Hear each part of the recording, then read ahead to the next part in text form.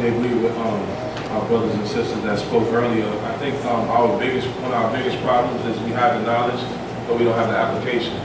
And I think in our households, we see the information, but we don't practice it. Perfect example.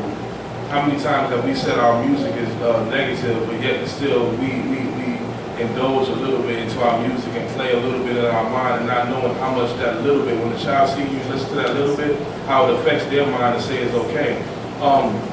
We'll never overcome our challenges as long as the media and the social outlets we have are controlling our life. You can say that, we can read so many books on this, but if we're listening to, like perfect example today, I posted something that somebody put, and there was young brothers freestyling.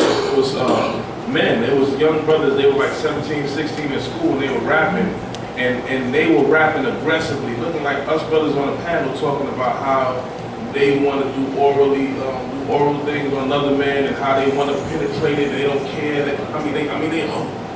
They jam into it too, and they got like a little cycle about it, and it's becoming that. But we have to understand that that's our fault because we're not schooling our children. You know, the biggest thing is we got to take them children out of school. This is where it's all happening at. You say, well, I raised you the best I can. That can't be possible. How can you raise somebody the best you can when you sit up for 7 hours, and then when you get home, you're really tired. You need to be debunked or deprogrammed, but you're not deprogramming them because you really don't have that into you. So these are some of the things that we have to look at, and our roles have been flipped. And one of the things before I pass the mic is that men don't know who we are. We never knew who we are. We lived the lie, and we're going to continue to lie until we be able to express who we are. And until we figure out who we are, which some of us may know who we are, but until we really say who we are, I think we're the problem. But the problem is because we have no idea what we're supposed to be doing, how we're supposed to be doing it, and the way to do it, and we're trying to figure out ourselves as we go on. You know, as we talk about you mentioned about the media outlets and things of that nature, what are some of the ways that we can combat that to protect our families from some of the onslaught that seems to be particularly headed toward young black and brown people? I have so much to say, but I'll take that one. Fundamentally, you have to take control of what you can take control of. My philosophy is no whining and complaining. To me, talking about white supremacy, anything that's outside of me and my numbers is whining and complaining. My birthday is my birthday. Everything is based off of numbers, which is astrology. To me, fundamentally, coming on what Nazi said, we don't know our own birth chart. You can't, once you understand what the original map is that you came with, when we go back to these temples, we look at the roof, we look at the map of the Dendora, it's showing us how every successful system on the planet is mapped out. Washington, D.C., you can say the white man runs it or whatever, but he mapped it off of a system of numbers. You have one because of your birthday. My birthday is based on every Sagittarius up there, it's a Gemini, it's a Leo, or whatever. It's giving you all the fundamental numbers, but we haven't went back to, I can study that. And it gives us everything we need to know about us. My phrase is, or in cosmophysics, we say when we studied astrology in elementary school, we built pyramids. So when they took astrology out of elementary schools, we moved into projects.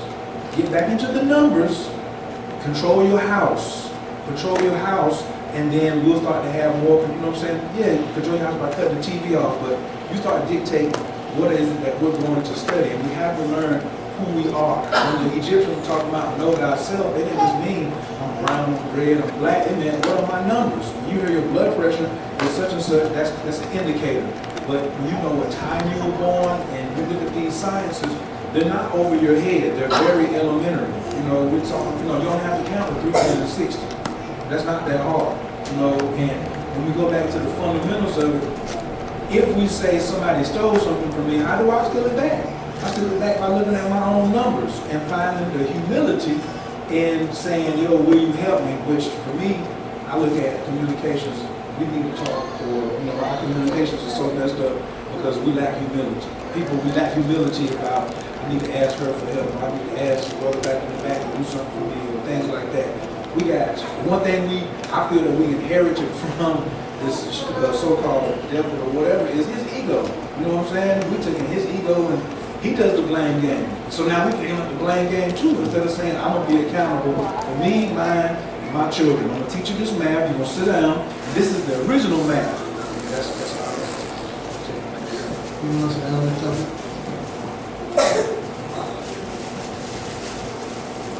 Well, for me, I send my children to public school. My kids go to public school, but also we have extracurricular activities that we are involved in. My children learn Habesha. My son just came back from France, Spain, and Africa. So I make sure that I do my part in making sure that all my children know who they are, know where they come from, and when we're talking about media, I tell my kids, okay, hey, you looking at TV, you repeat anything you see on TV.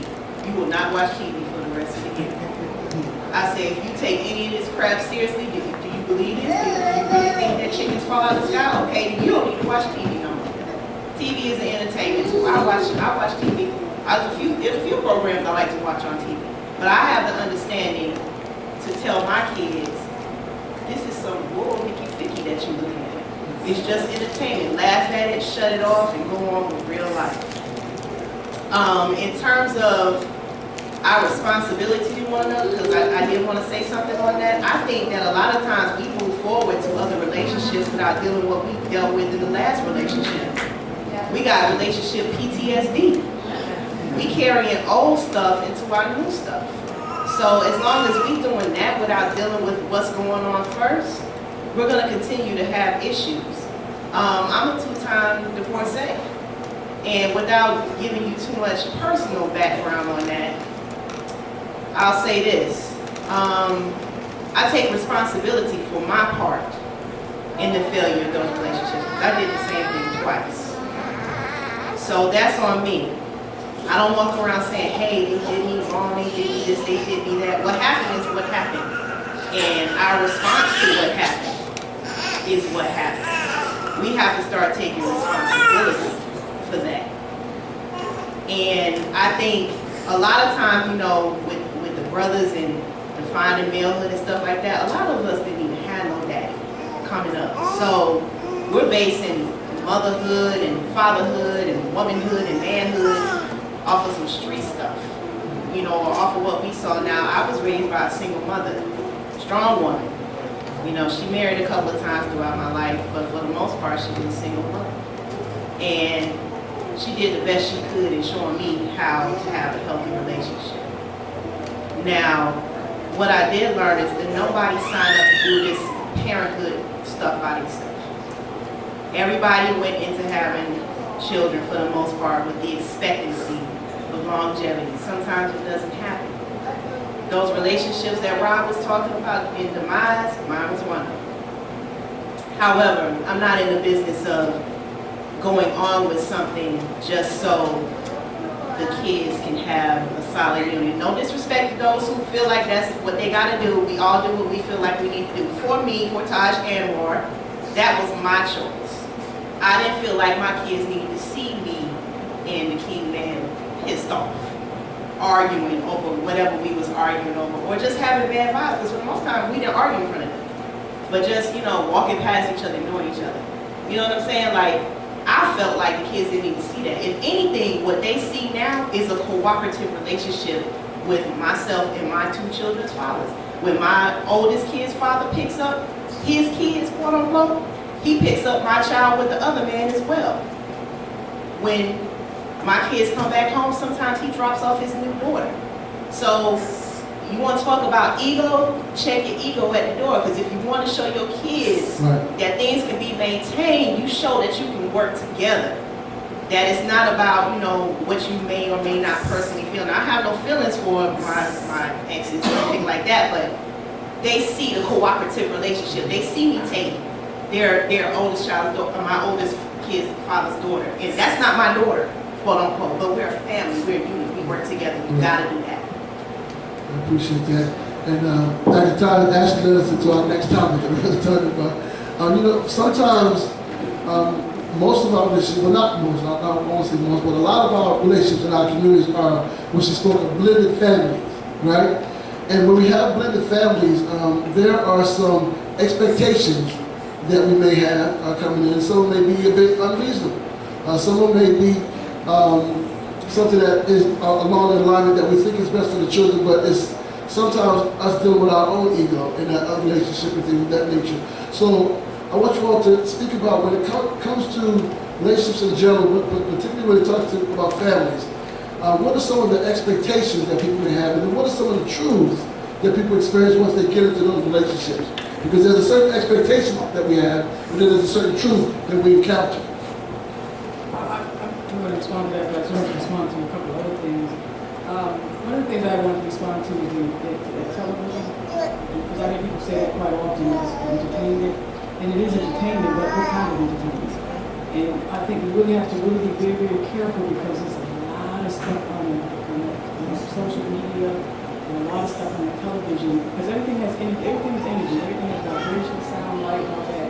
People internalize that, so even if we think we're not internalized, it's in there. It gets in there, and it gets into the children. Remember, like some of the most impressionable years. So we really, really have to look at that.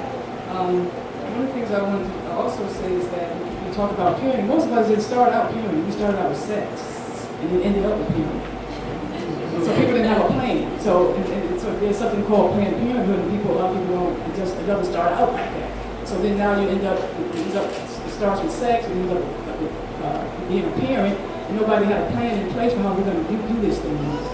So that's how we end up having a lot of drama. I think ultimately a lot of the stuff also falls, we talk about expectations. A lot of us go into, I think, relationships with false expectations, or just expectations based on whatever our ideal is about what things are supposed to be. It has nothing to do with anything that anybody else, the other person has expected things to be. And so then all the stuff starts to come together, and then it begins to clash. And a lot of us transport a lot of what we have, what happened in our childhood into a relationship. So, and that stuff starts to play out. If we don't go through and heal and figure out some of the wounds that happened as a result of our childhood and our early experiences, it begins to play itself out over and over again.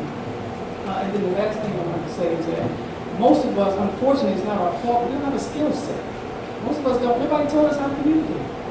If you don't have two parents, you probably haven't even seen parents communicate in the way it's happening. Some of us have had parents who communicate, and then they didn't have, so we don't even have any models about how to do it. So it's really about we live in a culture that does not emphasize the significance and importance of having a skill set to be able to navigate the terrains and all these expectations that we bring with us into relationships. Not so much going into the topic that you just spoke about, just kind of adding into what you were speaking previously. I think that a lot of the issues we have is the fact that we don't look at relationship as service. We look at it more so as what can I get out of it, and not so much how I'm going to serve that person. And when you look at it that way, you're forced to, anytime you engage in conflict with your other half, you're forced to analyze yourself and say, okay, what did I do wrong? What can I have done better? Those are my two boys over there. I have 5 children in all. And for a while it was just me and my 3 oldest sons. And anytime they argue, I sit them in the room and I tell them, figure out what you could have done differently to prevent that argument, regardless of how it started. Because when 2 people argue, you have to analyze yourself. So if we don't think about relationships in the sense of being a servant, not a slave, but in the sense of being a servant, then it's going to be hard for us to analyze our own fault. When we analyze our own fault, we'll constantly point fingers. That's all I want to say now. Peace. That's the point. This is the point I also. I wanted to touch on something that was spoken on. I think Taj did a good job because a lot of people don't invest time in their children. But I wanted to speak on television too because she can be productive and people can be productive, but it takes a lot of work. But for the most part of a lot of our people, with television, your brain doesn't tell the difference between reality and fiction. It deals with empathetic neurons, just like if you see a Denzel movie, Denzel die, you cry, but you know Denzel's alive, why are you crying? Because your brain has a hard time telling the difference between reality and what's fake and what's fiction. So these are one of the things that we have to analyze. Even when you I used to a lot, when you're watching American Idol, you ever watch the show, and somebody's singing a song and they're tearing it up. I mean, they're blowing at the top of their lungs. Your brain starts to tingle. Because your body is telling you that you're singing this. And you even feel it, you like, You start to get involved and you don't even know the words. It's because empathetic neurons doesn't tell the difference between you and another person, and sometimes my empathetic neurons are messed up. And what I wanted to talk on, what my brother Shah was talking about is, and Prince was talking about, is intersexual mate selection. The problem, that's the biggest problem in our relationships, is intersexual mate selection, which I speak about in the book. The truth be told, men have actual better mate selection than women, whether you believe it or not. Well, hold on. This week is high. Hold on. Now you say men are sleep with anybody. That's true, but that's not his mate. That's not who he would call his mate when it comes to picking someone he's buckling down with. He picks someone who's just like his mother. He has someone to look up to, and he mimics someone who's just like his mother. When our sisters don't have a father to look up to, or they can't emulate, they can't figure out how this man is supposed to look or what he's supposed to look like. So a lot of times in our journey, we're creating this image that's on TV that, like we said, it isn't really the black man. So a lot of times men are more moved by what their friends have to say about it. Like men are like, oh, yo, I don't like her, she don't look good. Oh, you don't like her? I can't rock. Men are more influenced by what's around them and their surroundings, so they depend more on, and they're more picky in their selection. Where women a lot of times come into a relationship where I can build them up and make him what I want him to be, and I don't care if nobody like him, I like him, you know? And that's the thing, because we base our relationships off of potential, and our relationships are not supposed to be based off of potential. It's supposed to be based off of what you see. Now, he going to college, but what did he do after college? You know what I mean? Because he could drop out the next semester. There's a lot of things that we have potential. All of us have potential. That's just our life. But we got to live through it and build up, and that's all I want to say.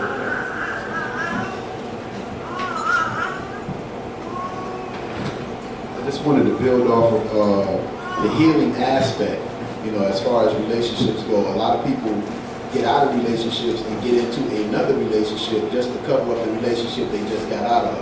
And they will put the expectation on what they had for the last relationship on this relationship without even giving this relationship to blossom into what it could be. So, you know, I really feel like expectations is a lot of what happens wrong in a relationship, because we expect somebody to see things the way we see it. And when they don't see it, or for an example, again, what Brother Nasi was saying, someone will maybe see a potential in a man and be like, yo, I can get him to do this. I know if he did this, he'll be a better person. But when he does not conform to the way you wanted him to be, now he ain't nothing. You know what I'm saying? He ain't SHIT. You know what I'm saying? And it's just like these expectations, they conflict with the truth of what he is showing you who he is. And because of love and emotion, we tend to be like, that red flag, I ain't see that red flag. And you know, you may have friends that tell you like, yo, you seen, I seen it with such, you don't know what you're talking about. You know what I'm saying? This, that, the third. So it's like, we, not, and compounded with, if there is a birth taking place within this relationship, I think a woman needs at least 2 to 3 years to recoup from having a baby just to get herself back into a balance. And then you may have another baby like right after this. So now instead of those 3 years, you got 6 years to having to recoup. And now you have the man over here trying to figure out, walking on eggshells, just trying to figure out what's supposed to keep her happy. You know what I'm saying? And at the end of the day, if you're getting into a relationship with someone because they make you happy, is a false sense of reality, because happiness begins with self. If you're looking for someone to make you happy, you will eventually be unsuccessful in this task.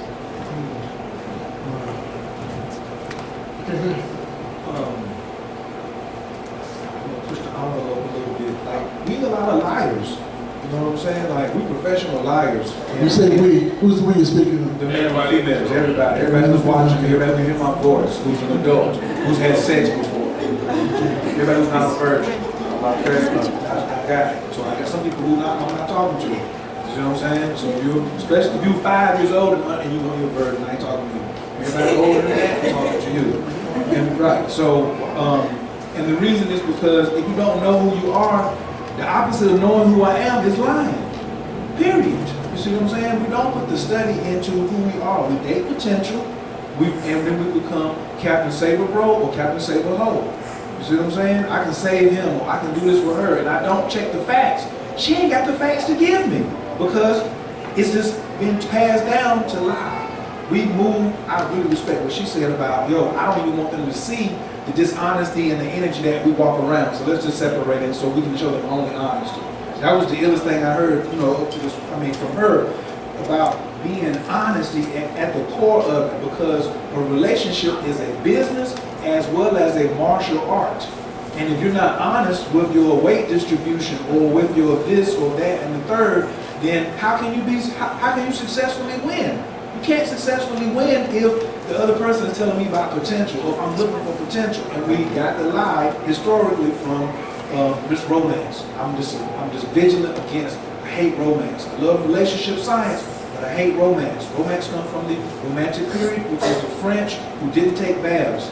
They took the perfume and covered up the funk. And then they got a ghostwriter and said, write me an ill lyric. I went and read it to her and said, I'm gonna make love to you all night. Lord, I'm a 2-minute brother, but he can do it all night. But he's poor, so I got the money. I paid him, I wrote the rhyme. She came and said, okay, I'll marry you. And then that's how the Romantic period started. And now we pick up these lyrics. You got game? Yeah, I know you gotta have game to get this girl. And then, but where do we get game from? Possibly got game from my mama. So now here's all this game that we're playing and portraying. Women got so much. They got the makeup and the hair. We don't know what they really look like until I marry them. Or such and such, or we done slept with them 4 or 5 times, and then they feel comfortable taking the top off. You see what I'm saying? And for the men, you know what I'm saying? All of a sudden, dude, you found out he had a sock in his leg. You was like, oh, she's looking at the print. So we've been taught to come through with this lie until we come through with honest, brutally honest conversations in our relationships. This is going to keep on being things for the media to pick up. And then back to the thing about the media for the children, you'll get a camera and put your child in front of the camera and make them a media star, period. Because water fills a hole. You don't take care of them, somebody else will. You don't put them in front of that, put them in front of that, because the television's not going anywhere, the internet's not going anywhere, the Illuminati's not going to shut it down. So go ahead and take control of that vice. We have a camera you can get for $40, YouTube you post for free, and put them in there, write a script, and be like, bam, this is what we're going to say, ready, act, take, bam. And let them become a star. And let them say, put your little brother there, now you be the producer. And then they can have the experience of taking over a device that makes billions of dollars.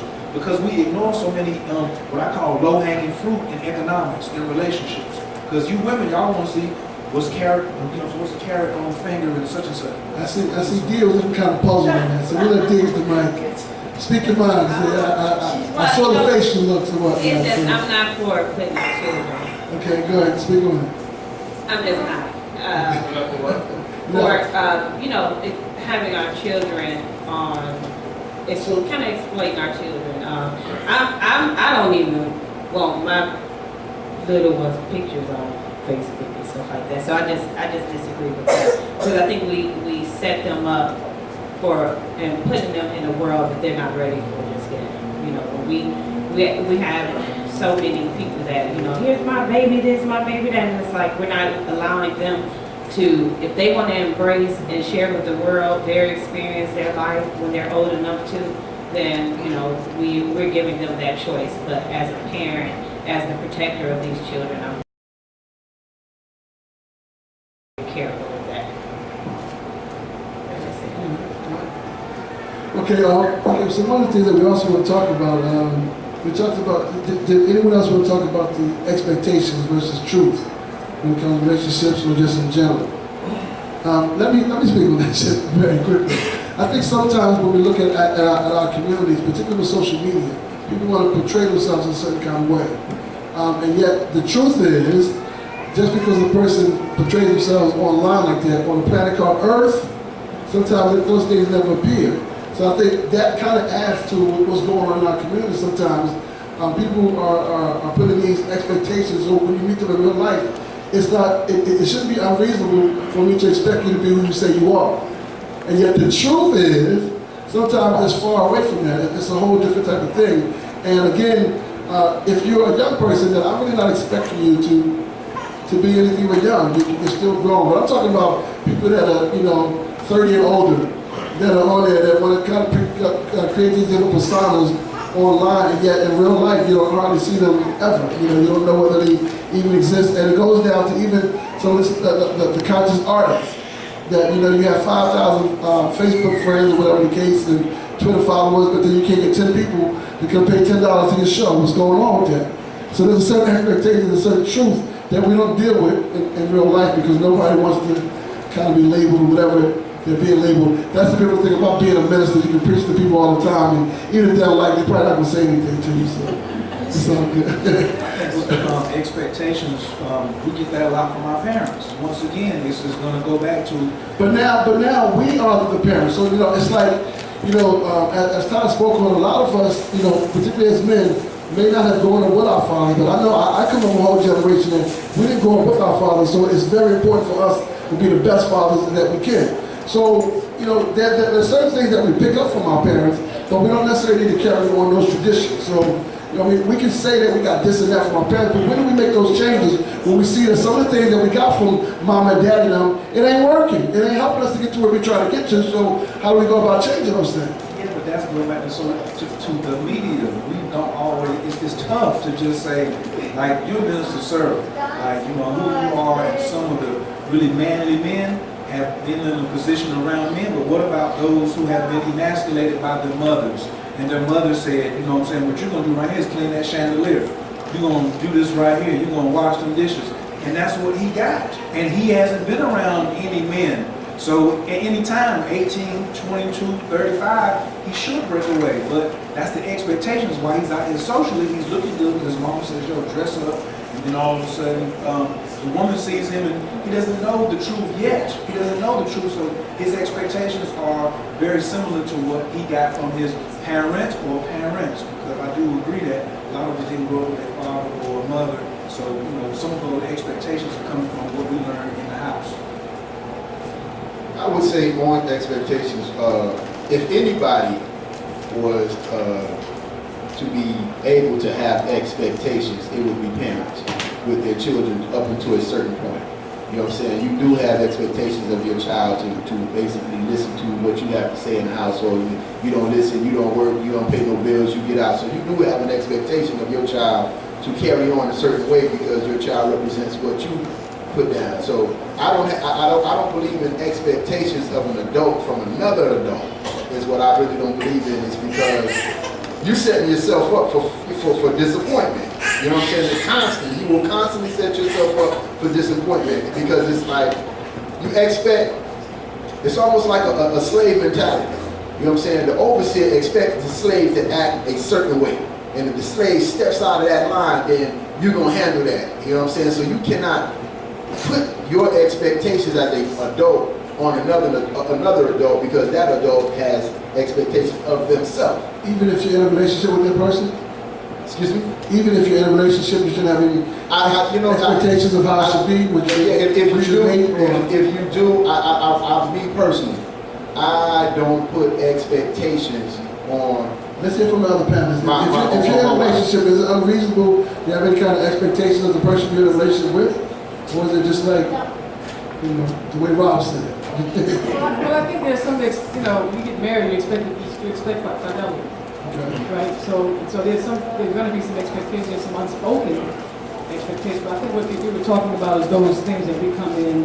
Well, my mother did it like this, and my father did it like this, and you got to do it like my mama did, and my dad did it like me. He told me you're supposed to do. You're supposed to be a man. Like I've heard women say, you're supposed to pay the mortgage. A man's supposed to pay the mortgage. And I'm like, well, by whose definition?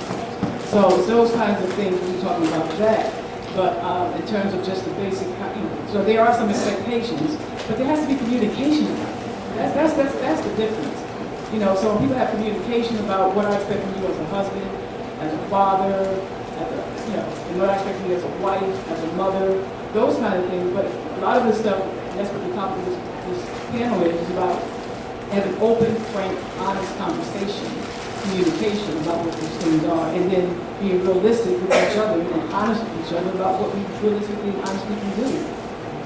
Can I see one? I was just gonna say, I know we were talking about the social media piece and how people create personas. I think for the most part, what most people like about me is I am who I say I am, and I give you an honest depiction of my life. I talk about my son who is autistic, who doesn't make those great grades that everybody else posts about their families. You know what I'm saying? So I keep it 100% funky. With that being said, I told y'all that I was kind of going to say I was Captain Superwoman. I was. I was that. I thought like, yeah, I like this dude, but if I put some time and energy into him and his dream and what he's trying to do, and he's gonna do this and turn around and do this, and then when that didn't happen, I'm like, yo, what the hell? And you know, I have my expectations, you know, and every time I try to communicate those expectations after the fact, it made them uncomfortable. You know what I'm saying? Like, why you stressing me? It was always that. So, like Dr. Dixon said, man, we got to communicate these expectations from the gate, because maybe had I said, I expect you to X, Y, Z, he could have been like, no, I don't flow like that, and I could have thrown him the deuces and not have been in that situation.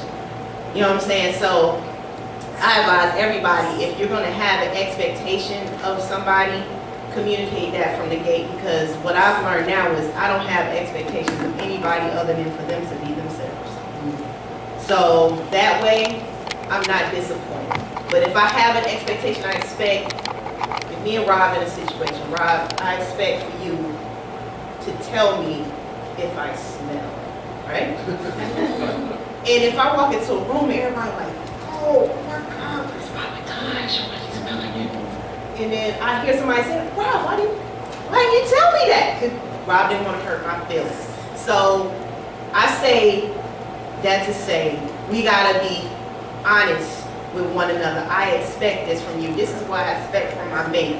So if you say that and they feel like they can't get down with it, at least you know from the start before you say, okay, I'm gonna overlook that and get into a situation with them. Because you don't be ready. Don't be Captain Saving nobody.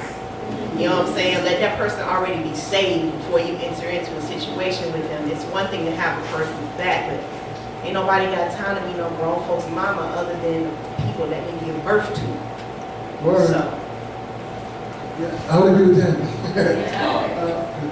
I'm sorry. I'm just gonna add on, be real quick. Take I your think also when it comes to expectations, I think when you're looking for a mate or you out in the day game, I think you have to know yourself enough to know what you want and desire. Because it took me years to know myself, to understand what I really desired and expected in a woman. And I only have one expectation, that she does not have a manufactured mind, that she's not socially geared to thinking delusional or lopsided. Because I say that because we can get with an individual, they can be right, you know what I'm saying? But unless if you understand yourself enough to know what you want, you're gonna be doing damage control for the remainder of your relationship. You understand what I'm saying? You know, like 6 months in, like, yo, I don't know if I can rock with this chick. Like, yo, I don't know if I can rock with this dude. And so now you try to settle, you try to compromise. Kind of like what Taj was saying. You know it ain't right. You know it wasn't really what you wanted. But I think that you have to know yourself. And something Nazi said earlier about a man chooses a better mate. And that is so true. And I built with this with Rob. My parents been married 43 years, happily married. When we grew up in the house, I've never seen my parents fight. I've never seen them fuss. I've never seen them argue. There was never no infidelity. So as I got older, I looked for certain things in a woman that resembled my mother, because it was a proving formula that this is what works in a relationship. There wasn't anything that came into our household that was society and influence and manufacturing. Our house was our house. My mom was my mom and my dad was my dad. My dad was a cold-blooded street gangster. My mama was a bookworm. But it worked for 43 or 44 years. And what they did was, my dad, like, he really didn't know himself, but my mom brought things up out of him. But because she wasn't manufactured, she was flexible, she was open, she was willing to learn, she wasn't damaged goods. You know, 43, 44 years later, we're talking about happy marriage. So when it comes to expectation, you gotta be real too, because nobody's perfect. I'm not perfect, you know. We can be the best that we want for our mate, but I think when it comes to expectations, you first gotta know yourself to know what you desire, what you want. There's some things that you want you really don't need in a relationship. You know, my man was, what's the name? Kair, I'm sorry, brother. He made a lot of good points about a lot of us are liars. I used to be one of them, and I'll be real, you know what I'm saying? But like I said, it wasn't until I knew myself as far as what I wanted in a woman. And I'm gonna give a little suggestion to the brothers and the sisters. When you meet an individual, you know you had that conversation, like, what you look for in a mate? Don't have that conversation. See if they got it already. And then rock with it, because if you tell them what they want, they ain't the person for you, and they see something in you that can take advantage of, they gonna be that person until you prove that they're not. So when it comes to meeting people, see if they got it first. Don't even have that conversation. I never tell a woman what I look for, because if she ain't got it, then I already know. this ain't gonna last long.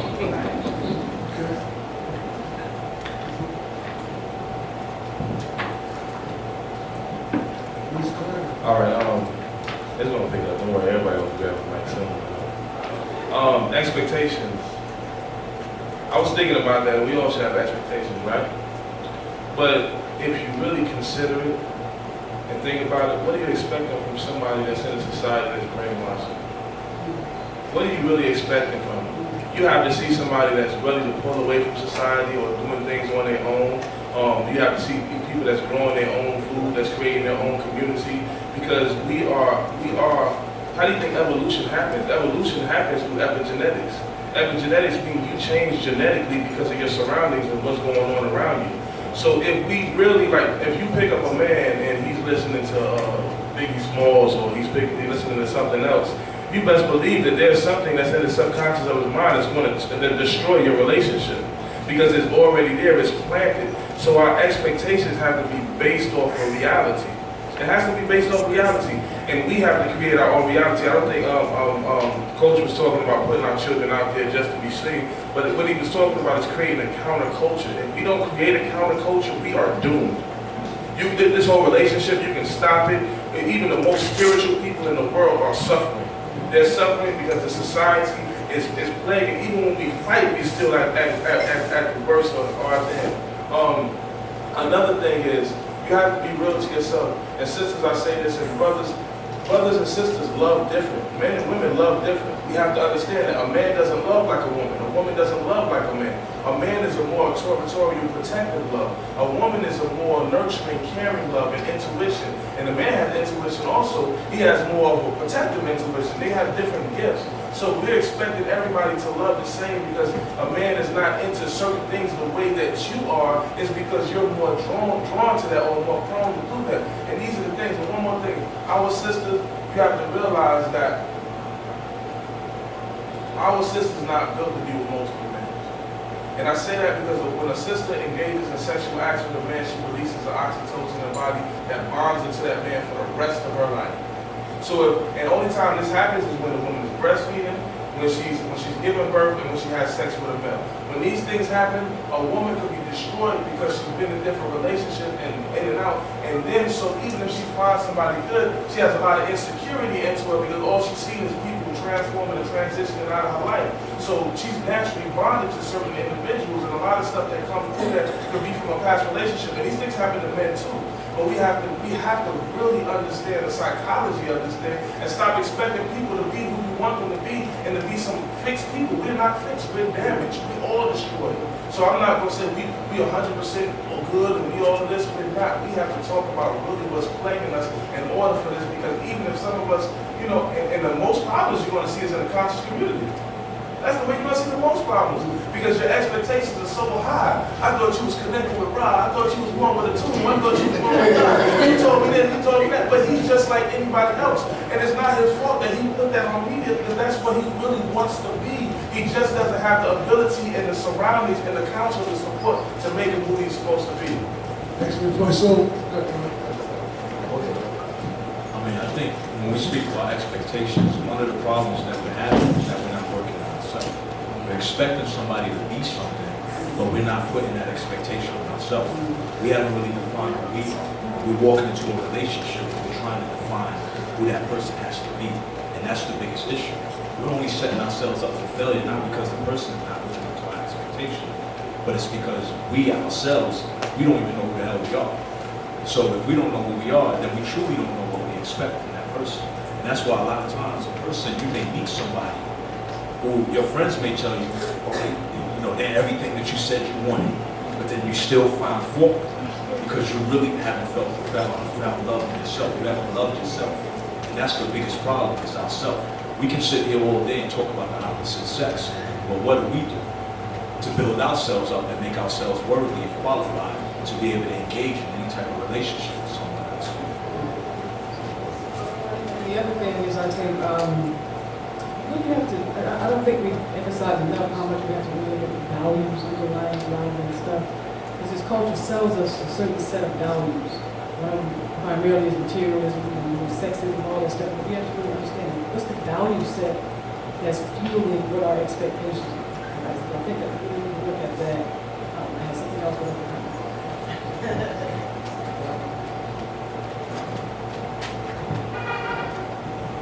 I would say the last thing on expectations is expectation goes unspoken. And that seems to be the problem. Like when we expect, we don't speak on it. We just expect. And communication breaks, is basically, it diffuses expectation. Because, you know, it's like, I just expect you to do something. I'm not going to tell you, you know, like most women, and I'm not saying I'm trying to fake for a woman, but in my experience, a woman will expect you to read her mind and do what she thinks you're supposed to be doing, as opposed to letting you know what you want to do, what she wants you to do, or what you know. Again, expecting what she wants you to do, and then when you don't read her mind, now in some way, form, or fashion, you are, you know, basically penalized for it. So I believe again the communication will diffuse expectation. Because again, like when I expect something out of my son, you know, baby or my child, I might not tell them. I'm gonna see what they're gonna do, and then when they're gonna do what I thought they were supposed to do, now I'm on them. You know what I'm saying? So when we communicate, you know what I'm saying, in the beginning, it's like, yo, man, this is what I do, this is what I go by. You know what I'm saying? We go by a lot of attraction. Oh, she got a nice butt, or she got a nice frame. You know what I'm saying? She rock her hair this way. So we're caught up in the attraction as opposed to more of what we need. You know what I'm saying? We do a lot of wanting. You know what I'm saying? We like a lot, like my grandfather used to say, we buy what we want and we beg for what we need. You know what I'm saying? And I believe with just the communication, and that's those, you know, that is why I put this communication is key. We have to learn how to speak to each other, and not only speak to each other, but speak to each other with a respect. You know what I'm saying? Because if you getting at me a certain way, you can be giving me the answer to cancer, but the way you getting at me, I don't hear none of that. You know what I'm saying? So there are certain ways, especially with black men and what we deal with. And again, I'm not saying black women don't deal with it. I think that's one of the problems with black men. We tend to think that we're the only people that are going through some type of struggle and some type of conspiracy that they out to get us. And we leave our women out there not knowing that, okay, not only are they out to get her, but they have basically got us in her head to manipulate what she is supposed to be thinking too. So it's just like, you know, our expectations need to be communicated, and once the communication is there, then we should be able to say, well, you know what, I'm down with that, or nah, I'm cool, I don't think I'm gonna be able to accommodate that. Okay. Yeah, as we're gonna break this up into different sections, just so we're just not talking. And so in this first section, are there any questions that the audience have for any of the panelists, anything we talked about in this first part? Any questions?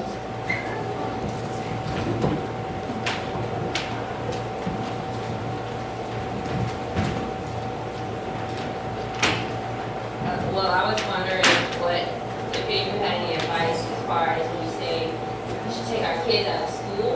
I agree that kids and the schooling system it hinders some of their progress. But for all of us parents who work during those school hours, you know, what are some of those suggestions to help combat that? That's a political discussion. That sounds like it's probably a question with someone like me. That's the second question. Yeah. You good? Am I good? Okay, cool. For a lot of us who work, sometimes, for the most part, public school is probably our only option. And, you know, we can agree to disagree on that, but the first school is at the crib, okay? So it don't matter where your kids go to school at.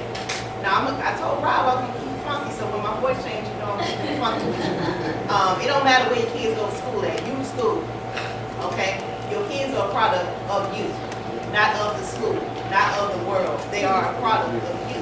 So if you don't put nothing into them, they ain't gonna have nothing in them. Okay? So my suggestion to any parent that has to do that, you seek out resources in your community. There are several programs, that you can get your child down with for cost or for no cost.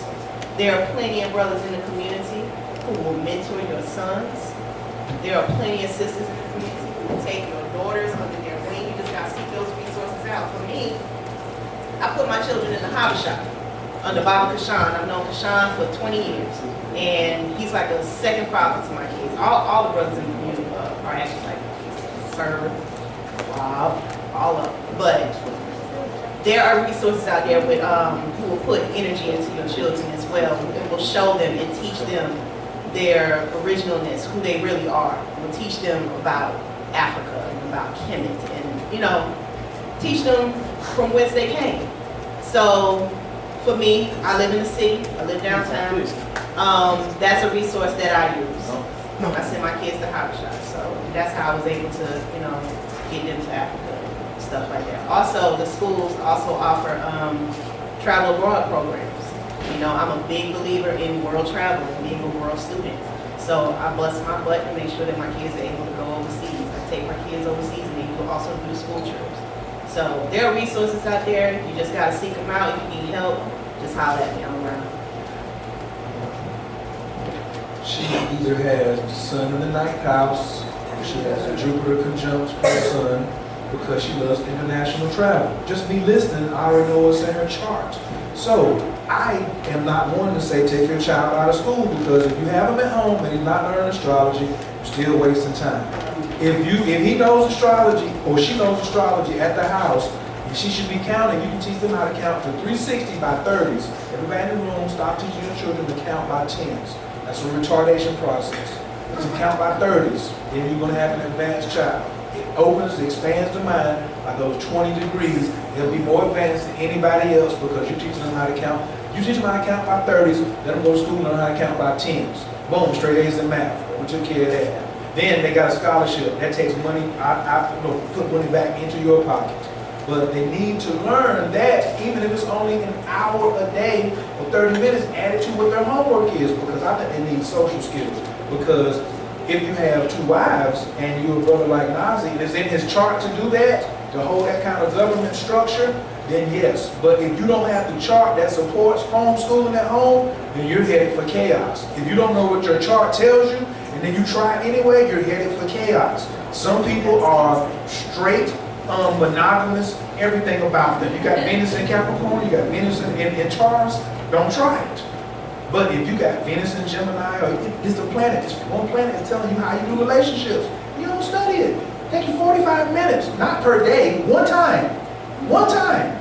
And we'll go back to the liar and lazy. The L in liar stand for lazy. The L in lazy stand for liar. We have to do the basic work of getting back to know ourselves and like she said, find somebody who will teach you. If you don't know it, call my number. You know what I'm saying? I do children for free. It's you adults I charge out the ass because you lazy.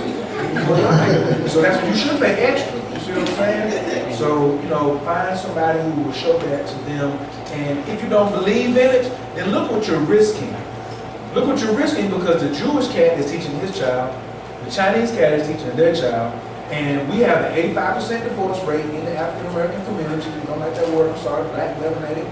But the Hindus who do this have a 3% divorce rate, because they look at the chart, they put the children together at 5 or 6, and they're like, you got an Aries? What you got? You got a Cancer? Yeah, we'll put them together. Can't rock with your Sagittarius because it's going to be an opposition right here in the chart. So no matter how they do it, they can play together, but they ain't going to never do that. And then they work into love. And now we ain't got that problem as they get to 18, 19. They're man all these conversations about it. It's much more natural. Okay.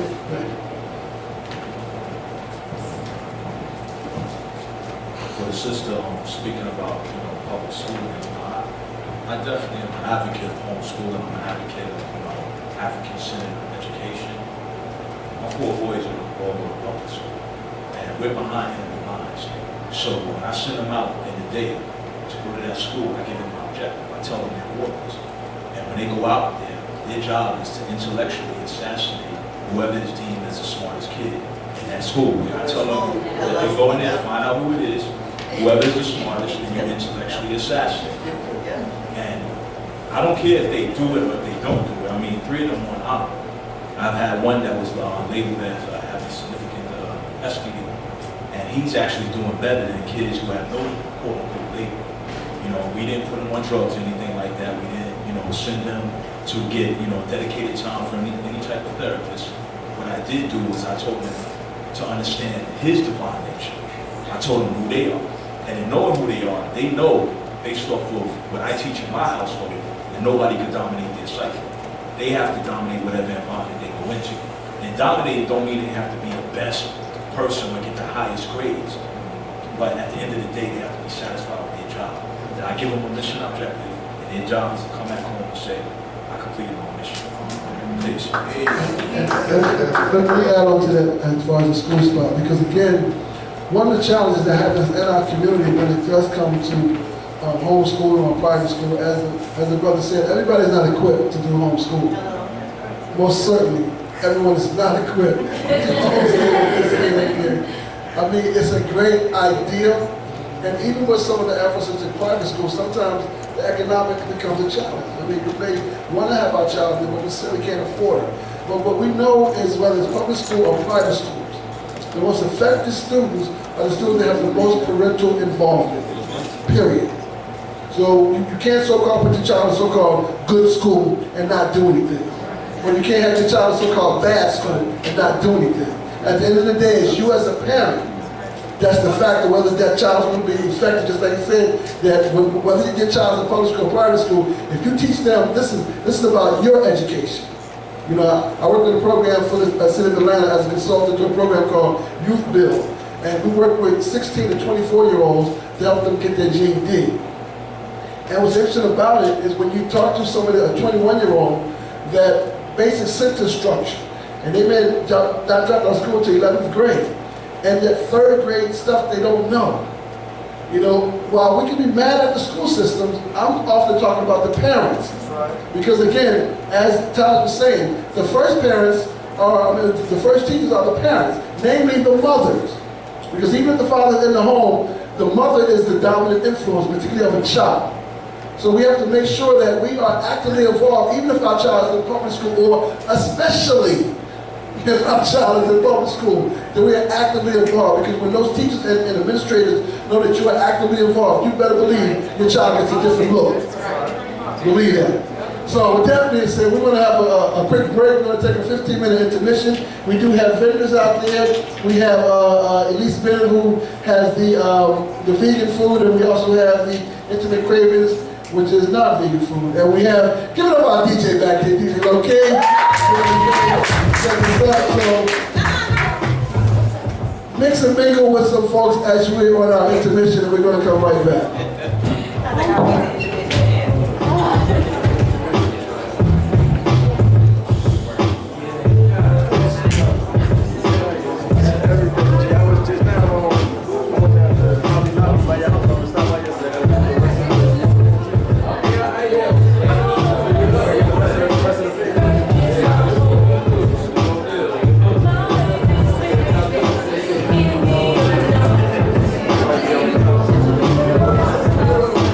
I'll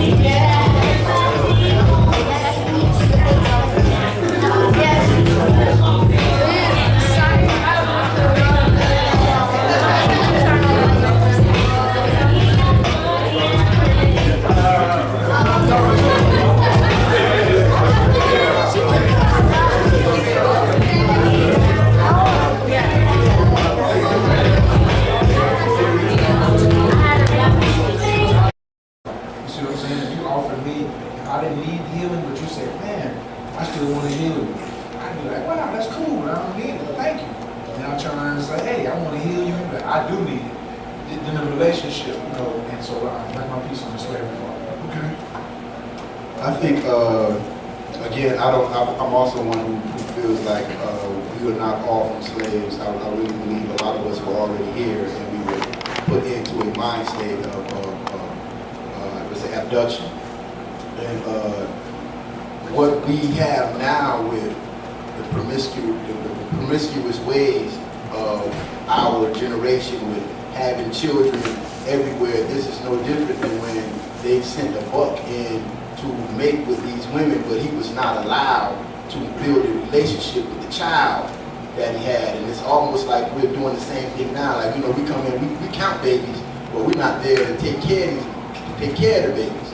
You know what I'm saying? And it's like, if you look at it now, like the child support game is pretty much the whole slavery situation going over again, because you have a woman that is basically responsible for the child, and you have a man who basically bears the child, but he is not allowed to have any type of interaction or authority over this child. You know what I'm saying? So I think that brings a lot of, from what they did. What keeps them having any authority over the child? Well, you know, because of the miseducation in the relationship, we can have a lot of, it can be to where the court gets into the relationship, the bitterness, maybe I don't think you're doing what I want you to do for the child, so therefore you can't see your child until I say you're doing right by the child. I'm not saying men necessarily don't want to, but there is a lot of protocol with once this child is in the picture, everything changes. And now I have a leverage on you to make you do pretty much as I say, and if you're not doing the way I say it, then I'll bring the court system into it, not knowing that once we sign these papers over to the court that we're getting child support, we basically will have signed our children into the system. And the courts will basically leave the child with the mother until they feel that she's not right for their property now, and they'll put the child into the system. So I think it's a repetitive situation with how we were viewed and how we were used to breed. Because like when you see Ayala Van Zandt, and they have this one man that has these 34 children from 17 women. I personally feel like this is the main reason why there are so many black men in prison now, because if one man can produce 34 children, imagine if 100 black men decided to do that. You know what I'm saying? It's a threatening situation. You know. Okay, I mean, just to kind of add on that, threatening to what way is it threatening? Well, to European structure. Because I mean, you got one man producing 34 children. But if he's not raising those 34 children, then those 34 children didn't have the potential at least becoming a burden on their community and you know, having this system of you know, the same cycle going on and on. So is that I'm not necessarily going that far, but I'm just saying the fact that he is able to produce at how old was he, like 40? And he had 34 children. I mean, that's serious. And I believe that is one of the reasons why they will give a young black man 30 years on a light crime, so he won't have the time to reproduce in that fashion, because white people are not producing at the rate that we're producing. You know what I'm saying? So it's threatening on their behalf. You know, and of course we do need more community structure.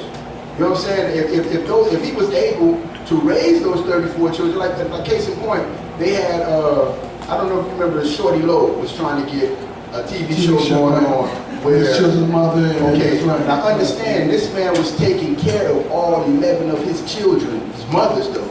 That's what they did not want to show, because young men that look up to Shorty Lowe will be like, yo. They wanted to show it, but the community kind of, you know, they got mad at it, but the fact was this man was handling, he had all of his his children's mothers in agreement with each other. They were definitely a unit, and he was taking care of them. And what I was saying is, if they showed the fact that this one man was able to take care of all of his children and his responsibilities, then that may make young black men think like, well, we got to be like Shorty Lowe. He got all his children, and he's being productive with it. And that's what they didn't want to show, and that's why it was canceled, because it could have been counter opposite of what they wanted basically show like, oh, look at this dude out here, he got all these baby mamas and he's a buffoon, or he's just, you know what I'm saying, not doing what he's supposed to do. But in this one, they were always going to show him taking care of all of his responsibility. I believe that is a threat when a black man is able to put that many children out and take care. Dr. Dixon. This is so complicated, but I just wanted to go back to your first question about the effects of slavery. I'll come back to the effects of slavery. And I don't know, I think maybe it wasn't heard of Dr. Joy's work on post-traumatic slave syndrome. Right, so, we have to look at the ideal of group trauma and how that has passed down into generations. And so I would say definitely we're still impacted by slavery. And it's mostly, a lot of it is with family, but it's black women.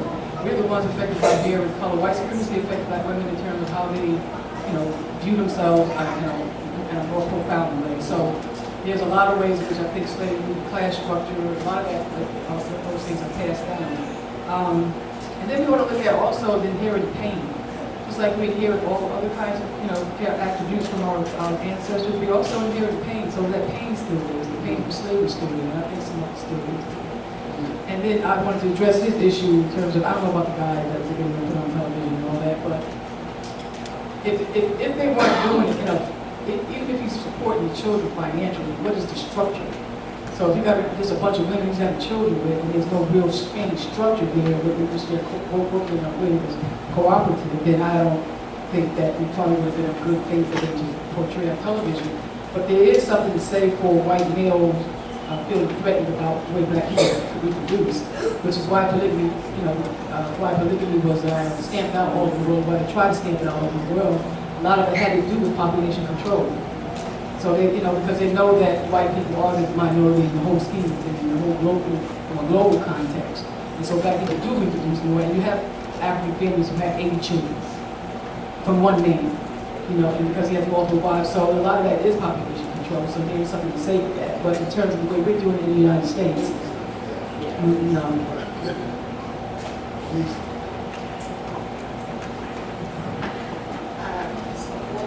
Of slavery and everything that we have inherited, I think we also inherited fear. And we have this, and it almost permeates everything that we do. And it's the biggest thing that's killing all of our relationships, our parental relationships, our intimate relationships. It's just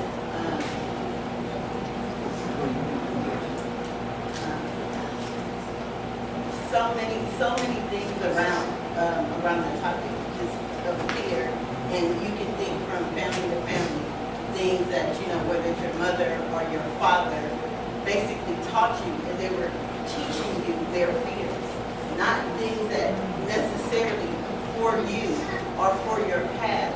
It was, hey, this was something that frightened me, scared me, and it changed my path, so you should watch out for it too. Stay on the watch out, stay on the alert, and we're always so vigilant that we have robbed our own joy we've traded our joy to fear and these false statements. One of the things that's happened since 2008 when President Obama became president, became the first black president, there have been a number of people that were initially, if we remember, they were talking about a post-racial America. Of course, that was right before the Tea Party said we ain't having none of that post-racial stuff here in America. But there are still black people that the concept of knowing yourself and being proud of your blackness seems to be something that people are challenged with sometimes, because we have the mindset that if we're pro-black, then it somehow makes us anti-anything. And yet, that sometimes has a direct effect on how we interact with each other, particularly when we're in the work environment, in the corporate structure. I'd like for you all to speak on that, the effects of slavery from those that are in denial of their blackness or in denial of their Africanness and believe that, I'm not black. In fact, there's been a couple of celebrities recently that said, I'm not African American, I'm just American. Let's speak on that. Well, I can't say I can definitely say we inherited something, but it's not like it has to be inherited. It was continuing to be pumped into our mind. And I'll go back to what we were speaking about earlier. Some of your most programming you get are from school. Is from school. You know, some of the most racism I received in my life was from school. And the reason why I say that is because when we talk about post-traumatic slave syndrome, anytime we go into an oppressive system, we're talking about child support, we're talking about, you're above all of this. You have to set up your own communities and your own systems, or you still want to fall a victim to a lot of things that's put out there. So when we look at school, perfect example, you see the shirt Rob Love has on. I had to fight for my child to be able to wear that at school. Black people told him he had to turn it in and out. And I said, why? He said, because it had a gun on it. I said, your logo is a Minuteman. I said, you're promoting a white man with a gun, but you can't promote a black man with a gun. And I had to explain that I was dealing with the Haitian Revolution and the African Revolution. I had to go up there and fight for that. You know what I'm saying? So what happens then is now my child is what? Labeled a rebel. He's labeled a rebel. So now with all of this said, and my child, listen, from economically, it is, like you said, it's hard. It's hard when you don't have somebody else, even in polygyny. I had to put my children back in school until I find, be economically stable until I can pull them out. So we do have to figure out alternatives. But a lot of our programming, the way we feel, like we having a relationship discussion, right? If the school system was built for black people, for any kind of people, what relationship class you had in school? Not one. The most important thing that you ever choose in your life is your mate. That is the most important decision that you'll ever make in your life, is picking a mate. Because that can depend, like, look, the perfect example, you see the shooting in Seattle. That young boy did that over a relationship. He did it over a relationship's hurt. The most important thing in your life is going to be that intersexual mate selection. But we're never taught that relationship. And they can never teach us relationships, you know. So even a lot of this discussion is very powerful, but we have to understand it's time, and I'm not talking about homeschooling, because sometimes homeschooling is dangerous, but I'm talking about community. We need to establish a community. If somebody say, I can't do it, there's somebody here that can generate it, and we establish our own school where somebody say, I can do it. And it's like minds. We don't got to worry about it. You know, I feel comfortable at the West End. West End is the only place I can walk down the street looking like this.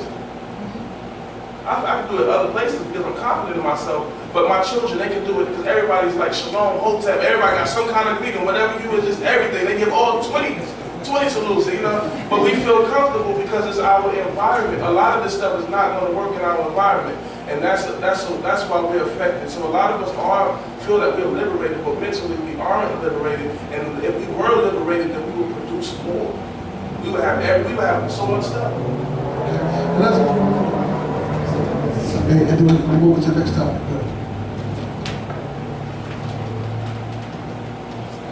I feel that when you start talking about slavery and just the corporate America, I feel that black people are the only people that we have been fixed in with a split personality.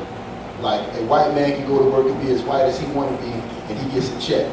A Chinese man can go to work, he can be as Chinese as he wants to be, he gets a check. Black man goes to work, he be as black as he want to be, and he needs another job. So we have to go to work remembering to leave our normal self at home and be this false perception of what's going to keep us on the job. We got to go and we got to squeeze our butt cheeks, we got to smile, and we can't even have a bad day without somebody like Johnson, what's going on today? You know what I'm saying? And then we come home and we have to deprogram ourselves of being this work person. And then we come home and, you know, you used to wonder why your father sit in his car for 10, 15 minutes before he come in the house. Because he's going through a form of deprogramming. Like, okay, now I got to deprogram myself out of this person that's keeping this job and come back to being me. In a minute, because it happened to me, man, I've been fired from so many places because I know how to play the game to get in. But at some point in the game, I'm going to forget to leave Rob at home. You know what I'm saying? And then once I bring Rob to work, they like, there he go.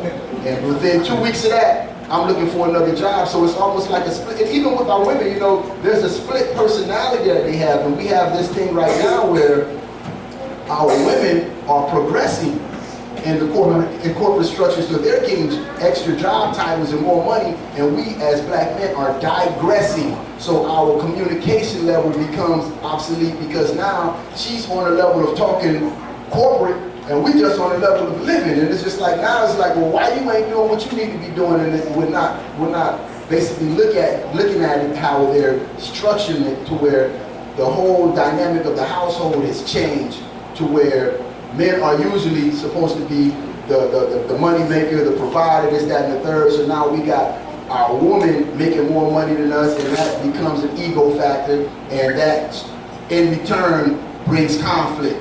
Okay. Because there's where I would say we're not checking our titles at the door when we come home from work. Okay, well, you know what, that leads right into the next topic, and what you spoke about is something that we, as black people in America, have been dealing with, is what Dr. W.E.B. Du Bois talked about, the double consciousness. Yes. Where we have to be one way in this environment, another way in another environment.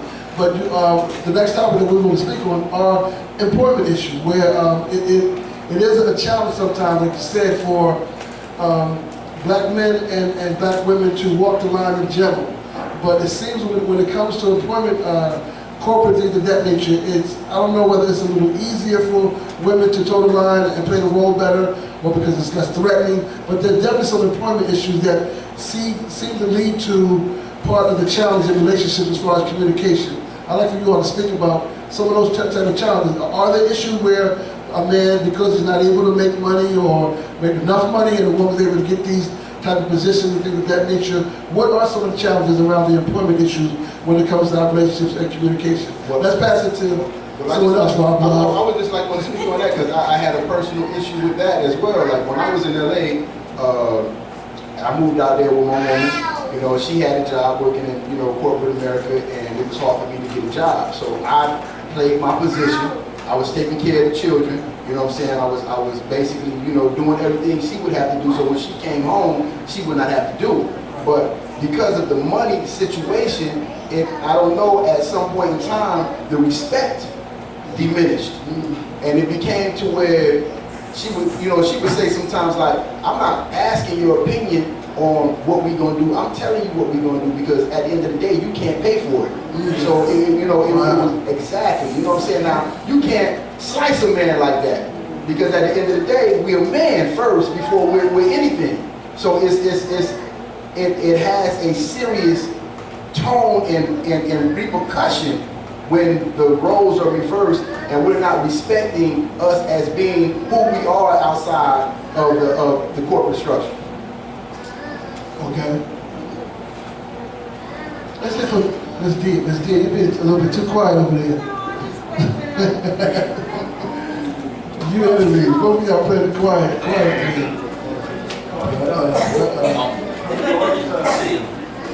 Okay, go ahead. Yeah, I think employment issues definitely affect. Do you think it's the type of thing, or is it reality that when dealing with a number, obviously we know that there's individual cases, but generally speaking, are there challenges with the way that black women are being able to advance in society versus the way that black men when it comes to employment? Well, that's been our history since we've been in the country. That's been since after slavery. I mean, that's been the case up until now. Some of what goes on is when we get the jobs because black men are not getting they're not getting the education, so they're not staying on top of the educational requirements to be able to get those jobs they need to be able to support their families. So that's a big thing. But the real issue goes back to again how you define manhood, and of course also too that puts pressure on the family, right? If he's not,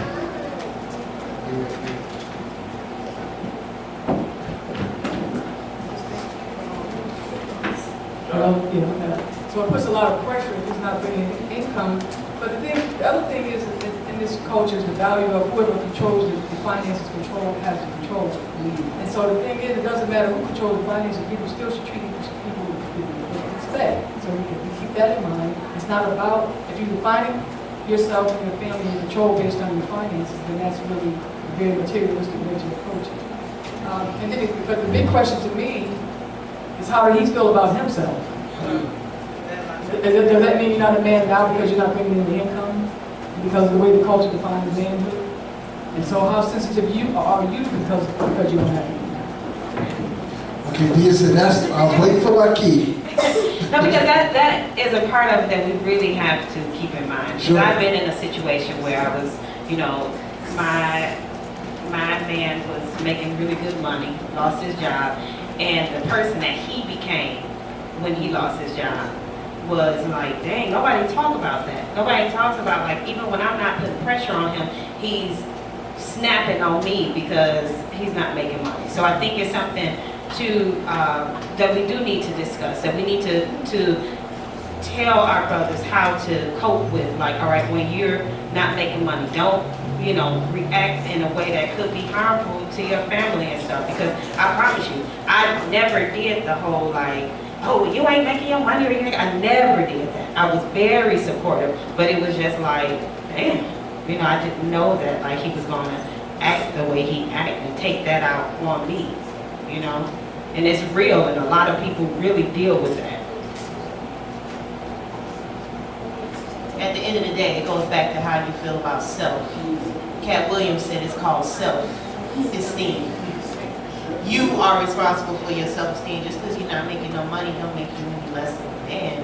That is in your mind. Nobody's putting that on you. You're mostly putting that on yourself. How do you define your manhood? How are you making decisions for your family? Man is supposed to be the head. Regardless of who's making the money. It's supposed to be a conversation about what's best for the family. But if you're not educated, like Dr. Dixon said, and that don't have nothing to do with degrees and how many titles and this you got, Dr. this and so that. That's not really what it's about. It's about that you have the skill set to make those decisions for your family. If, back to what Rob was saying, she said that, well, she has the finances and you can't help pay for it, does it economically make sense for your situation? Can we afford a mansion in Sandy Springs on $34,000 a year that I'm making by myself? No, we can't.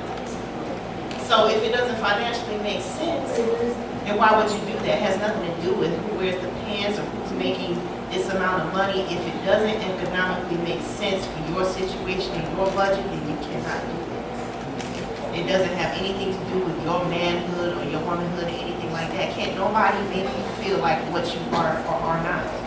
I'm a woman. I don't need any of you to tell me that I'm a woman. No woman. You can tell me that I'm not a woman, but I still know in my mind that I am. So it's called self-esteem. Before anybody can assist you in building yourself up, you got to build up yourself. You got to work on yourself. And you should have all of that worked out before you get with anybody. Because that's garbage to bring into a relationship. No, nobody has time to do that. We're trying to build nations, and we're trying to secure a future for our race, our community, for our peoples. We gotta be secure and self before we made up with anybody else. Anything else is just extra damn homework that ain't nobody got time for. Okay, I wanted to, I agree with a lot of what is being said here, but I think some of it's based on illusion that's being presented to us. Whoever told us men made more money than women made more money than men back in the days? That's the false reality. You never see that. I mean, women could have made more money. The difference is that most of our economics was home-based. It was together. Our businesses were together. And where the real problem is what we're not addressing. The problem is that a woman is going to work for another man and having dominion for another man over her that affects the psychological aspect of a male. That's the real issue. Because a man is sending, he's giving his woman to submit to another man. That's the problem. So most of these houses need to be house-based businesses, and these are the things. And then there are some women that need certain comforts financially. It's just part of their, what my brother say, it's part of their, just part of their chart. There's some women that sapiosexual. You just have to be a certain level of intelligence, or she's going to go somewhere else. She's like, oh, you still drooling on yourself? She's going to go to the brother that's dropping them jewels because that's where it is. You just have to know your mate, and you knew what she was drawn to, and you knew what she was allowed. There's a thing, and I'm not it's a quote in the Quran, you know, that you can't take a woman out of her comfort zone and bring her into something different.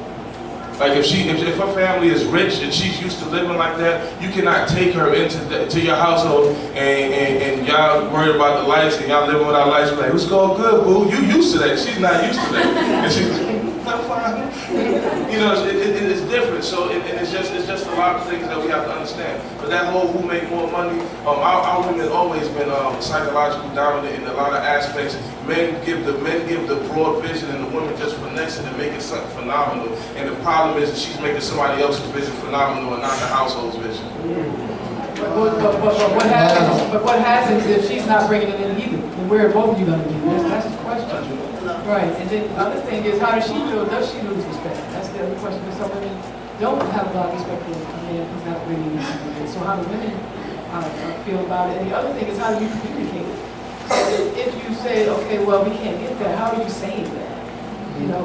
So if you're saying, well, you don't have the money, you can't do that, then that's going to have some impact. So a lot of it is how you communicate, the reality of the situation. I think we should talk about is that tone in the confrontation, where they're making some words that need to be said. But I think sometimes, like I was talking to some students about teen and dating violence, and it's interesting we're talking to young people about relationships, how desensitized they become to so many different things, and how you have some young ladies that they don't understand emotional and psychological abuse because it's just kind of regular, and the young guys, they don't understand what they're doing as well. But when we're talking about learning to know who they are, boys do what men do to become men, and girls do what women do to become women. But if the models that they see have not really learned, then that's why we have some of the challenges that we have in relationships, particularly when, like now, because of technology being the way it is, it's kind of a battle now with us, even if we're raising our children a certain kind of way. With technology being the way it is, the work mindset, like, are we training our children to learn how to do for themselves, or are we training them to be good employees? And a number of times, that's one challenge with dealing with relationships that Bob pointed out. Even if you try to make yourself fit into that mold, if it doesn't fit at some point, you're going to forget it. If you forget to leave right home, you're going to forget sometime. And yet, I most certainly agree that if we're judging our relationships based on who can pay what bills, then that's going to be a problem forever. It's going to be a problem forever. But one of the things we want to talk about now is when we talk about our community. Yes. If I came, you had a job, right? You have a business. And just be real, if I came to you and I had the qualifications for the position and a beautiful sister came with the qualifications for the sister, really, who would you pick and hire? It would depend on the type of business, to be honest. To be honest, if it was something that was more detail-oriented, I probably would pick one. And more likely, because you may experience higher than different people, and more likely, most men are going to pick a woman over a male unless he's a friend. Yeah, well, again, I could say, I mean, and there's so many factors. We know that we as men, in general, not everyone, but we as men, a number of times, because we do operate from a physical, visual stimuli, then that's, part of it. I mean, even that, as far as the whole communication part, factors into that. But I don't think it's the type of thing where we should necessarily think that we're ever going to think the same. Men and women come from two different points of view. And yet, to me, which leads to this next topic, if there's a level of love and respect, if there's a level of reciprocity on how we deal with each other, if there's a level of values in which we're conducting ourselves, then maybe we wouldn't have some of the challenges that we're having. So let's speak about the love and respect factor, because again, I think what happens a number of times, it's not what is said, but how it's said sometimes. And when, once a woman loses respect for a man, brother, leave quickly, because there's no recovering in that. And that's just my opinion. Let's speak up. I think I'm gonna go quick. I'll try to. The first thing we gotta look at is we don't see love as the same from men and women. You understand? I was listening to a show on the Abundance Child. A man may love going to court saying, I'm sovereign. But a female don't love that. She don't love that. She loves the movement, she loves this, but she ain't ready to go there with a passion like that. So scientifically, men view respect as love. Women don't view respect as love. Women view more admiration and appreciation as love. We don't really want to be appreciated. We want to be respected. So if your man has ever said, you don't respect me, he means you don't love me. And it's every man here at one time that told a woman, you don't respect me. And every woman has heard a man say, you don't respect me. He just said, you don't love me. That's what we interpret it. We go to the road and be like, yeah, I respect you. And then that's the saying, oh, no homo. I can't tell the brother I love him, so I say I respect you. You know, that same thing as love. But for the female, she wants to be appreciated for her shoe game or hair game or her nurturing or, you know what I'm saying, the thing that makes her a woman. She wants to be appreciated for that. She don't want to be respected for how fast she can run the 40. You know what I'm saying, how much bench press she can do or how many guns that she owns. That's the difference. We have to learn that we don't have the same definition of love first, and then we can move on to the conversation. Let's have a sister. Let me hear a sister's point of view on that love and respect. She said, yeah. Yes, let's hear a sister speak on it. There's a book out, I'm not sure how long it's been out, but it's called 5 Love Languages. I don't know if anybody's ever heard of that, but basically what it talks about is how people express love and how we receive it. I know for me, my specific love language is compassion for others, right? So the way I express that I love you is if you say to me, I don't have no food in my refrigerator, and I say, let's go to Kroger and get you some groceries. That's how I express love. Just because you change a light bulb in my fan, that don't communicate love to me. You know what I'm saying? So we all have different love languages, and in order for us to understand where each other is coming from, we have to know what those love languages are. We have to know what they are for ourselves and what they are for our mates.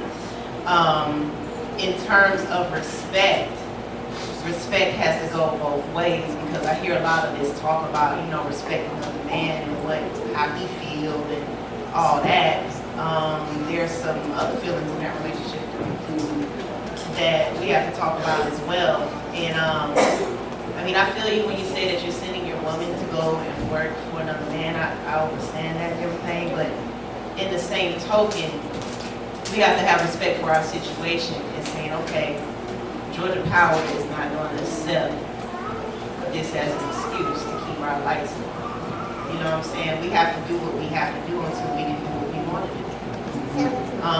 Some of us don't have those subservient jobs. Myself, I work for the city of Atlanta. I save lives for a living. So I don't view my job as going to be responsible to no other man. I'm responsible to you as a citizen of Atlanta. So, you know, we have different levels of employment, different situations and things like that, but it all boils down to what your love language is. And if you don't know what that is for yourself or for your mate, your relationship is going to be hot.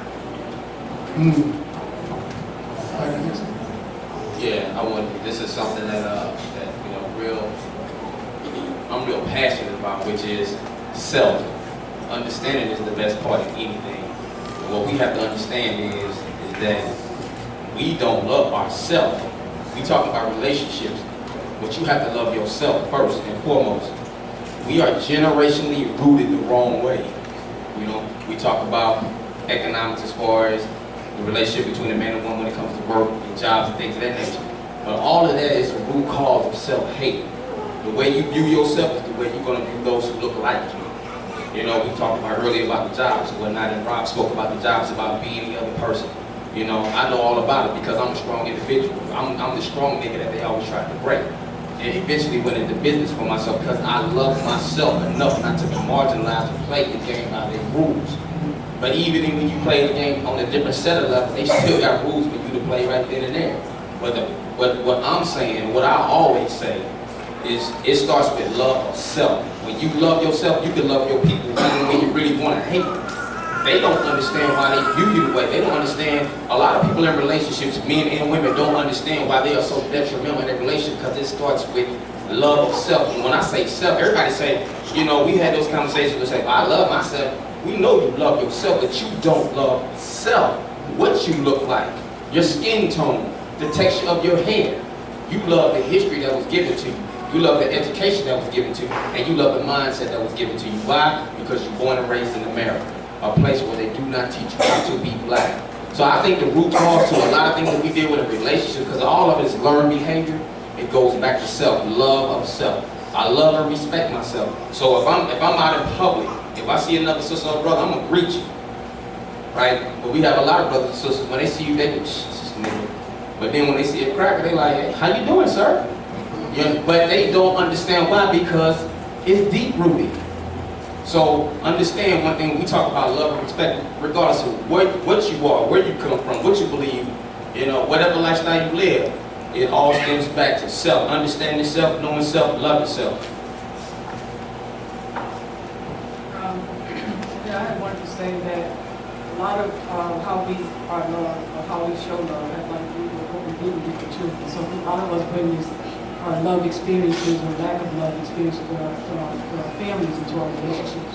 So for example, if you didn't get what you felt like you need, now you're going to your partner and you have an expectation of your partner. Give me what daddy gave me, give me what mommy gave me, give me what mommy didn't give me. And so a lot of that influences how we think about love. It's also, research to show that the genders kind of show love differently. Women are more expressive, men are more active action. So you ask a man, you might say, like, you don't love me. And you'd be like, how can you say that? I just fixed your car. Because a lot of times men will show love through their actions. And then the other thing in terms of some of the research has shown that friendship really is the basis of healthy marriage. And what's the basis of friendship? Respect. Honesty is one of them, but respect. And so if you respect your partner, then respect probably one of the main, if you have friendship, then respect probably one of the main ingredients for having a successful relationship. I think too often we get caught up on the surface of the individual. It's almost like having a holographic mate. We fall in love with that which we see. We fall in love with all the, the beautifying aspects of the individual. But when we start seeing like the quote-unquote negative sides, whether, I love her smile, but when she starts crying too much, oh, I just can't take that. Or, when she, does anything that can appear to be negative to the next individual, when that starts bothering us, then we know that that's not love. Because love means that you're willing to be there for that person when nobody else will be there for that person. I mean, you can have the most beautiful mate in the world, and she can walk down that street, 1,000 men are going to compliment her. Everybody see that part. But when you see another part that nobody else is seeing, or that the other man is not willing to put up with, and you're willing to stay there, that shows your love, that shows your respect. So too often we get caught up in the holographic mate, the part that it appears to be there, but it's not really real. The part that she wears outside, or he wears outside, but it's not really, we're not seeing. I may have as a woman, you may think, I have a strong man. He's out there doing what he has to do. But when your man gets weak, and he happens to fall to the side and break down, are you going to lose respect for him? If you truly love him, then you're like I said in the beginning, you're there to be a servant. So you're there to help him. You're there to try to push him up. Same thing with the woman. Same thing with the man. The man has to help the woman when she's in her time of need. So too often, we kind of romanticize what love is, because we look at TV and we think that love is always supposed to be something that's always happy, somebody that's, the slim figure, especially in this world, blonde hair, blue eyes, it's all an image. We're not really dealing with the person for who they truly are. Because a person is not just the positive things you see, it's all encompassing. It's the negative and the positive. So when you love somebody and you respect them, then you try to understand them. You don't have to put up with them, but you try to understand them.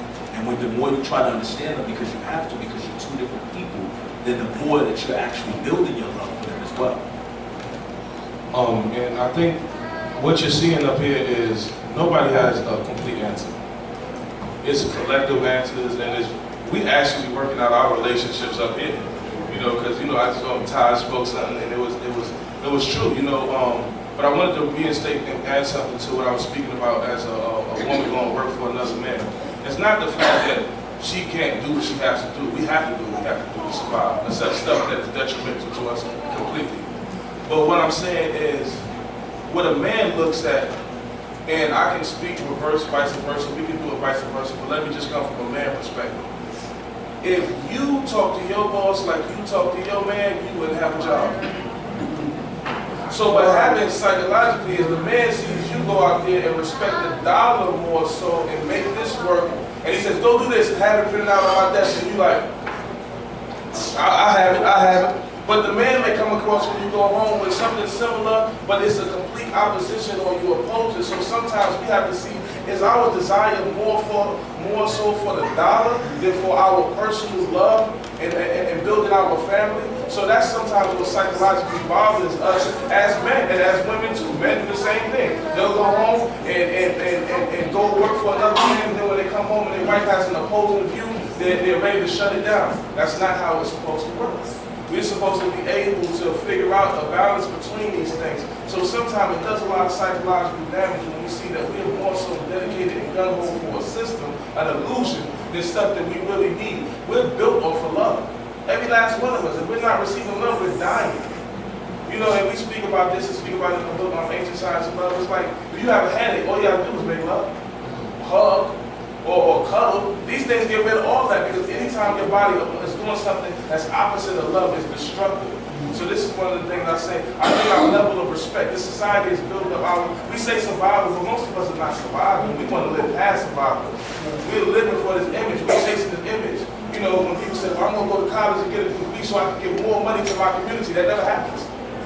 Because all they do is develop more bills and higher level of living. Yeah, you know, I got to pay this Mercedes, I got to pay this.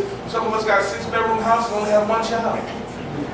You got a den and 2 living rooms, you know. So sometimes our respect is more so for the system, and that's that damage that was done to us psychologically. But we really have to know, as Black people, we are built off of love. We're more forgiving to the Europeans than we are ourselves. And if we treated the outside world like we treated each other like we treated the outside world, we'd be beautiful. Excellent point. Okay, we're going to move on to the next topic. Now, this topic is one that is obviously all the topics that we're talking about from the beginning. We're not necessarily trying to say this is the end-all, be-all solution. We're simply having these conversations. But one of the things that's been talked about, I remember almost 20 years ago being on a panel similar to this, and we were talking about polygamy and monogamy in our communities.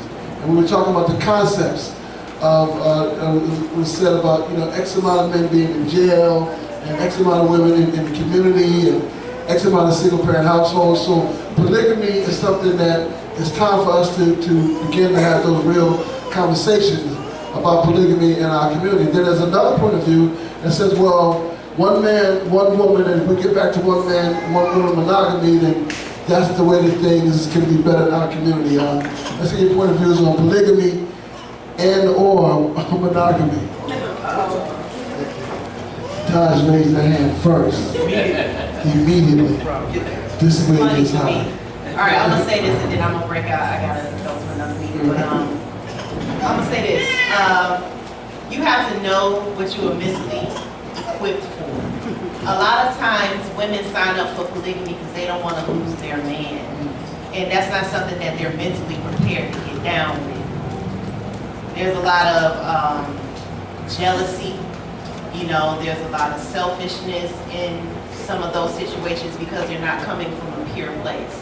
They're not coming from somewhere like we sat down and we discussed this. A lot of times that polygamy talk comes up when somebody doesn't think they're faithful. And so they'll sign up for that because they don't want to lose their mate or their ability to take care of their family, this, that, and the third. So I would say don't sign up for nothing that you're not mentally equipped to deal with. Number 2, to build off of what I just said, like it usually comes from, not usually, but sometimes it does come from a place where somebody has been unfaithful. A lot of times we got these conscious pimps, right? So they'll kick that lingo, you know, yeah, girl, you want to build this nation and this, that, and the third. But really, what they trying to do is they trying to get to the skins. Okay, so they want more than one wife because they want to spread it out. All right, I'm trying to keep it PG. Y'all know me, I it's super fun. So I'm keeping it PG for you, but they want to spread it out. You know what I'm saying? Sexually, you're talking about? Yes. Sexually, they want to spread, they want to sow their royal oats. Yes, I'm coming to America. They want to sow their royal oats. So, you know, and that's not to knock anybody that gets down with that lifestyle, but for the people who get down with that lifestyle, they've studied, they've prayed, and they've gone into their situation with the expectation that this is what we're going to do. Yes, you are my first wife, but this is what I want to do for the future. I want another wife. You know, but a lot of these brothers are not only that they're not financially equipped, they're not mentally equipped, or sexually equipped. They're just not. You know what I'm saying? So before anybody gets into that situation, you really got to evaluate what's going on with you and be real about your finances and be real about your mental stability. A lot of us are not equipped to deal with that. You know what I'm saying? So you have to know what you want. If you want to be monogamous, that's cool, be monogamous. If you want to be polygamous, polyamorous, whatever is you want to get down with, you have to know yourself. You know, it goes back to knowledge of self. You got to know what it is that you expect for yourself, what you want for yourself, but definitely don't sign up for nothing that you are not prepared to do. And a lot of us are not prepared. We're not about that life. Okay. Anyone else want to comment? I know we have some opinions on this topic. The subject of multiple husbands and wives is just like homeschooling. I'm gonna stick with the astrology gun the whole way. You're not built like that. You can't change your blood type. If you're a B positive, then you're gonna be a B positive. You know what I'm saying? If your birthday is XYZ and these positions are there, okay, you were born, there's a camera underneath the bed or the table that you come out. And when your head pops out or you take your first breath, there's a snapshot of the heavens. That's it. That is your map for your life. It shows how you died the last time, shows you what your are this lifetime, what your superpowers are, what your spiritual destiny is, how you do relationships, how you communicate, what kind of scars you're going to have. I ran into a barbed wire fence when I was 12 years old with my neck. I almost decapitated myself. I started studying astrology when I was 31. It was right there in my chart. It's called a natal promise. You can't get out of it. You don't know about it. That means you just ride around with a broken what now I say, the broken tech that don't spray right. You see, you riding around with this landmine in the back seat with no shocks, and you don't know when it's gonna go off. And you sitting around talking about, oh man, I just want to be true to myself, just want to be honest, just want to have knowledge of self. Nigga, you got this landmine in the back. You need to move over to another lane, and you can move into another car. Don't try. That's why you see the saddest part is polygamy is wonderful for those who are built for it, but you have so many of these dick trick kicking pimps and hotel hold downs, because it's male and females, because the females will come to the brother and be like, you know, we're gonna put you up in this right here, Bob, such and such and such and such. And they ain't built like that. And then all of a sudden it's destructive. And then the sister who just come into the community is like, I was getting ready to try that, and she's really built for it. But she saw it blow up, and she's like, well, my mama told me I better be monogamous, and she's gonna suffer. And then this is gonna keep on just getting crazy. So, know your chart and know your child's chart. It's my last piece. Me and the sister were talking about her child. This child is a Capricorn, and she's a Cancer. They're totally opposite. And earlier you said something about, well, we gotta protect our child. You can't protect your child from your birthday. You and your child do not have the same birthday. I'm not talking about that. I know just about the exploitation about putting them out on the TV, but if it's in their chart, they need to be on TV, because it may not be in your chart that you may be the kind that's like, I'm just a house, I don't want to be there. That's me. We often live our fears vicariously through our children, when our children may be the most courageous thing out there. Get off that damn refrigerator. How'd you get up there? That joker's the Aries with the Aries rising. He ain't got no fear in him.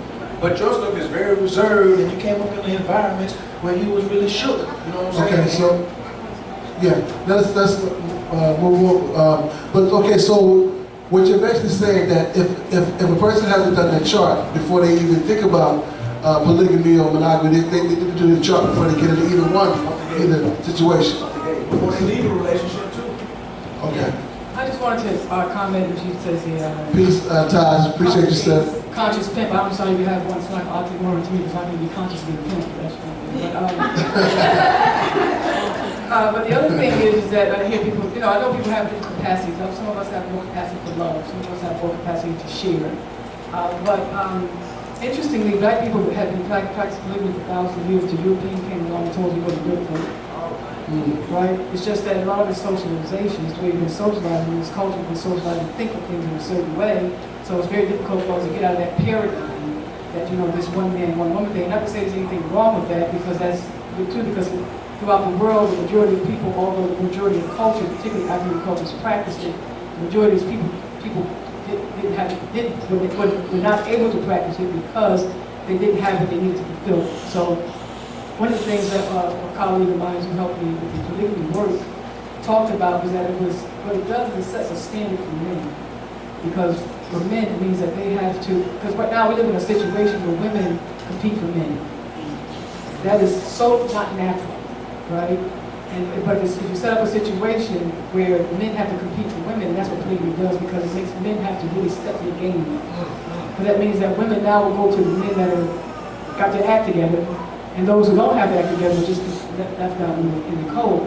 But if you set a standard whereby we're only going to go to the men who have their act together, that means that other men now have to step up their game. And so that's, I think, a good structure to put in place. But unfortunately, because we live in a culture of white supremacy, and although white males are the ones who run around and stamp it out everywhere, but they do it. They just do it in very dysfunctional ways. They just turn the women into prostitutes and mistresses and all those things. And interestingly, black women were the first prostitutes in America, based on the sold into slavery and sold into prostitution. So the thing of it is that it's something we did for 1,000 years, just in another culture, another outside of that paradigm. And now it looks like something foreign to us. And now we're saying most of us aren't built for it, we don't have the capacity for it, it's just that we're not being socialized and think about it in the right way. That's the issue.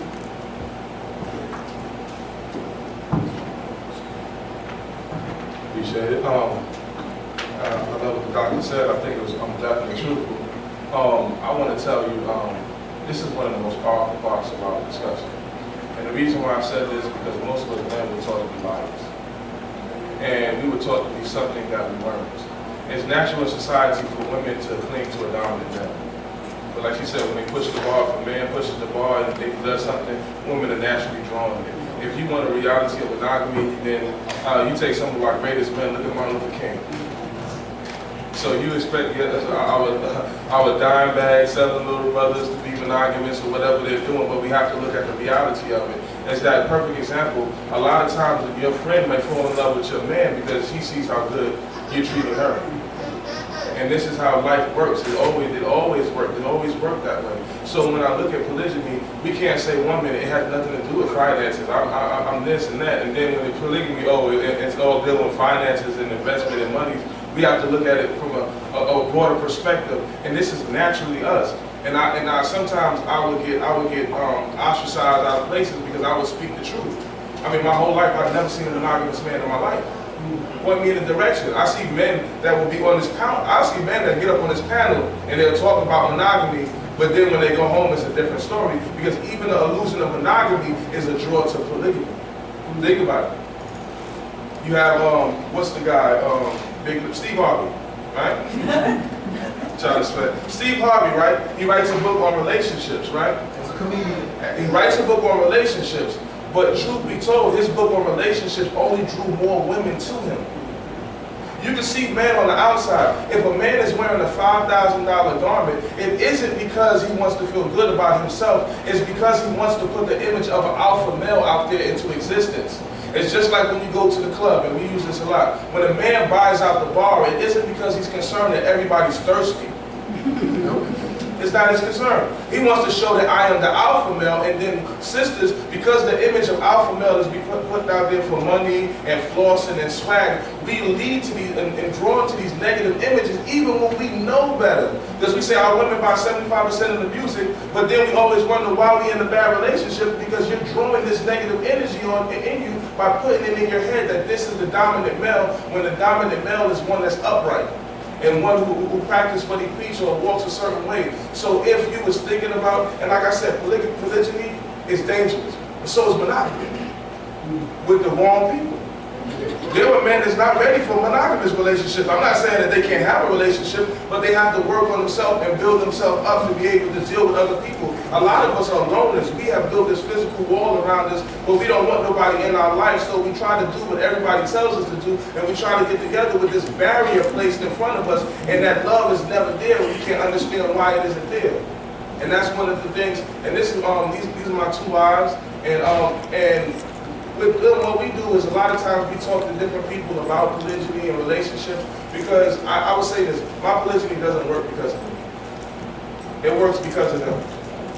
their relationship, sometimes I have to go find somebody that's gonna tag team with me. I gotta call, you know what I mean? Let's Google this or something, you know, because they double teaming me. But their relationship is not more important, but in order for polygamy to work, they have to get it together. They have to have love. It's not hard for us to kind of have some kind of attraction, but they have to have a level of attraction to each other and a desire for one another and be around one another. Before I go, a lot of times as women, you always want somebody to console with, right? You want somebody to talk to. So you end up talking to your best friend, but the problem with talking to your best friend is your best friend has a mate. So when she lays down your business, she's discussing your business to him, and now he has power over you because you just did naturally what you were supposed to express it to. The person you were supposed to express that to is somebody that's nigh, is somebody that's near to you, and has the same fight and struggle, and that was your sister wife. Excellent point. Excellent point. Excellent point.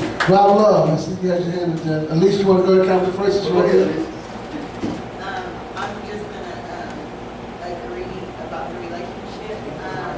The relationship between the women getting along, and it's not just necessarily in a setup like marriage thing. My daughter has a 1-year-old brother, and his mother and we love one another. Like, if she doesn't have something, I have it. If I don't have something, she has it. And we kind of got into, our situation a little differently. But at the bottom line, at the end of the day, it was just like, I love the man, I love his children, I love you as a woman. And I don't want to take, I think a lot of the issue, even with monogamy, is we're like transferring these capitalistic ideas of I own you, I have something, so you are mine. And we're twisting that into some kind of way and saying that that's love, that that's the definition of love. And for a people who function from a place of love to constantly and consistently wake up and put that lie on in the morning, it's a sad state, and it's a sad affair when it's something easy. It's not my kid. I mean, even if I birthed her, she's here for this entire room. So for me to sit up and make any decision regarding her based solely off of how I feel, that's being selfish. And we just begin to look at one another in our relationships that we have, and stop necessarily, the idea of, I know it's a relationship topic, but who's having sex with who, and just look at, who's able to help one another, how do we build this platform, and how do we build this nation, and just start looking at things in those very real terms. I can't deal with this. I know you can deal with it. So, so I kind of have your back. Okay. Rob Love.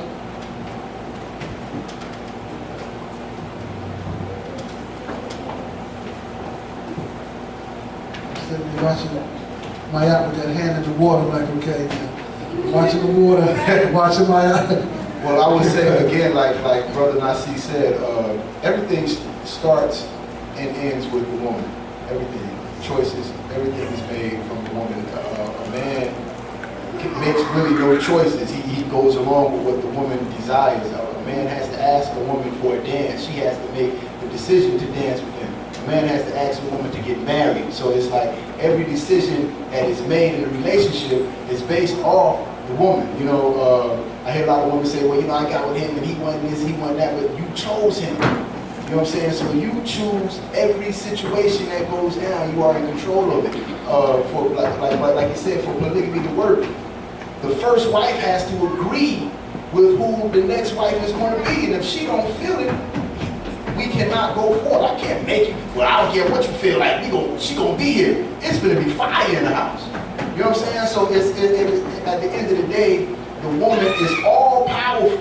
And I would love women to start being accountable for their power. You assert power, but a lot of times you don't want to accept the power that you have. Men go out, men do everything, and just about everything for a woman's affection. We get our hair cut, we go sell dope, we go do whatever we gotta do, because if you say that's what you want, that's what we gonna be. If women decided that we don't like these men walking around with their ass out, we finna put an end to it. It'll be done tomorrow. It'll be done tomorrow. But because you have these, What did y'all say? Hold on. Oh, I'm sorry. Yeah, go Because ahead. they wait, you know, it's like in our community. Yes, good. Oh, yeah, it's like so much Now, weight hold on on, us. give Tia the mic. I'm sorry.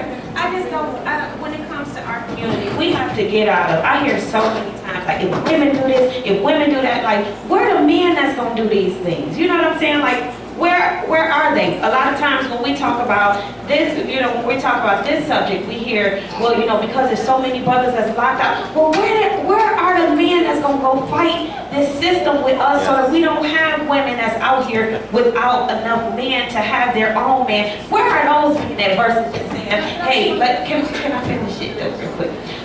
Where are those men that so that we don't, you know, have to feel like, okay, well, since so many of them locked up, I just now have to share. Because I'm not gonna, I believe that any adult that decides to do anything with their life, I totally respect. That's your business. Now, for me, when it comes to speaking of love, and I may be one of the most, and I'm not trying to toot my own horn, but I came up in a family and a community that was all about community. My house was a pantry that people came to all day and night looking for food. You know what I'm saying? So I know what it means to take care of each other and make sure that we're all good and stuff. But the thought of sharing my dude, I'm not ever for. You know what I'm saying? Because for me, if we're talking about love and anything that's gonna cause me to feel some kind of hurt, you know what I'm saying? Like, I don't want to share mine. I don't give a damn how much money you got. It's enough stuff we can do with that money, or we can do with our time, and it's enough people out here that we could try to make sure that these people are freed, or that they're able to, you know, if you have that much money where you feel like, oh yeah, I can now take on all these women, like, why don't you share that wealth so some man that's broke can get him a wife? You know what I'm saying? Like, where are we at? Where are those? Okay. All right, excellent point, Mr. Brandon. all I wanted to say was, Like this part. again, with this situation with being like, you're mine. I noticed you said, my man. Ownership. Ownership. I'm not your property, I'm with you. You know what I'm saying? And I would tell any woman that if a man tells you, you my woman, you need to get from around him, because he has a possession problem, and this is going to lead to some type of physicality if you don't stand in what he feels you're supposed to be doing at every moment. If the man comes around and says, this is my woman, you know what I'm saying? You belong to me.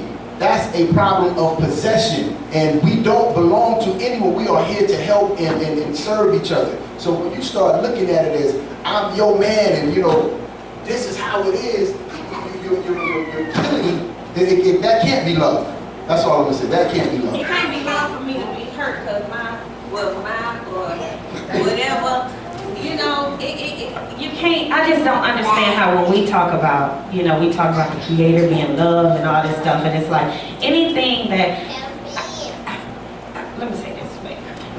I don't know, I can't speak for all women. True. You know what I'm saying? But most of the women that I know the hurt that they experience when the one that they love is with someone else. Now, does that hurt come from that they're with someone else or the way they went about it? And the process both of them. I mean, of lying to them and deceiving them and things of that nature, or is it that because they physically was with someone? What do you think it is? I'm straight on that. Now, you know, it could be, it could be a little bit of both.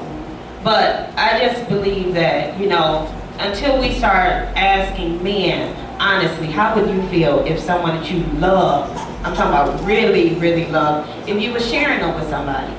And you know, most men, you know, if they be honest, they're not going to want to share their woman with another man. You know? Okay, Dr. Yeah, I want to say a couple things. I don't know. Somebody can tell me to say. First of all, this whole ideal about it being about the finances, we just throw that out, right? Because all the way it's been done all over the world, particularly for African people, they work cooperatively. So women do just as much of the production for the society as men do. That was just something. So in this capitalistic structure, it's a whole other ballgame when it comes to that. When it comes to who's going to address who, but I think when it comes to issues of boys and men, right? Because boys don't listen to women up to a certain point. They start to identify with the male power, and they see us as powerless, so to speak. So that's why the men aren't there. So if somebody's going to get them to raise their pants, it's going to have to be men to do that. Most women fight every day trying to get their boys to raise their pants, and while they're in the house, they go outside and put their pants back down. So if men don't do that, that's not going to happen. Okay? But the thing in terms of the polygamy thing, that's going to take women to do that. Because women have to be on the same page. The same thing he said, if women don't do it, men can't do it because it's not going to work. Because it's going to create too much chaos and too much drama.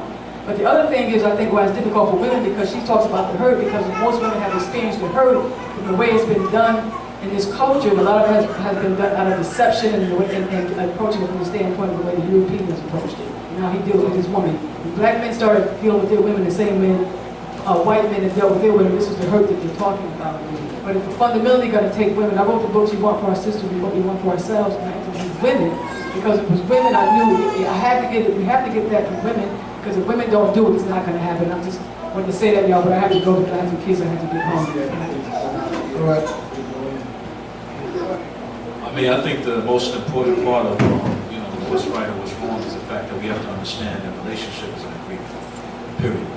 So it's something that has to be agreed upon from the beginning. And if you're honest with yourself, then you can say whether or not, like your sister says, she can't deal with it. Some sisters can't. In my experience, I know a lot of brothers that are in polygamous relationships, and I can honestly say I have never seen those brothers go outside of their household. On the other hand, I've seen a lot of brothers that are in relationships with one person, and they're constantly going outside of that household. I can see the loyalty in the men that are in a polygamous relationship more so than I do from the person that is in a monogamous relationship.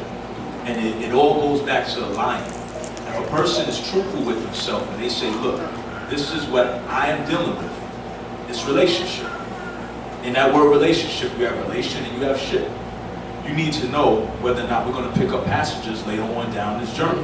And that has to be told up front. And if it's told up front, it can be made to work. However, the most important key goes back to what the brother said, is that the sisters have to get along. Because I know too often we have women that are in relationships with one man and then they start complaining, my man doesn't understand me. I'm trying to communicate certain things with him, but yet if you have a sister in your household, you can talk to her and build trust with her, and whatever problem you're going through stays in your household. It does not become something that comes outside of your household, and you actually find a best friend in that type of relationship if it's done on the square, if it's done on the right. I mean, not dealing with the quote-unquote conscious pimps. So one more thing, and I'm leaving now. It's about higher love. That's what it is. If you approach love from an emotional standpoint, then that's one thing. But if you're probably approaching from a higher love, it means you want for your sister what you want for yourself. You really care about others. Because if you have 2 million more women in the population than men, what are all the other women going to do? And so if you can't have that kind of love for your sister that you have for that man, then that's where we are. Wow. Okay, we're going to hear and hear until the next topic. Thank you, Dr. Dixon. Give him a Dr. Dixon, you know.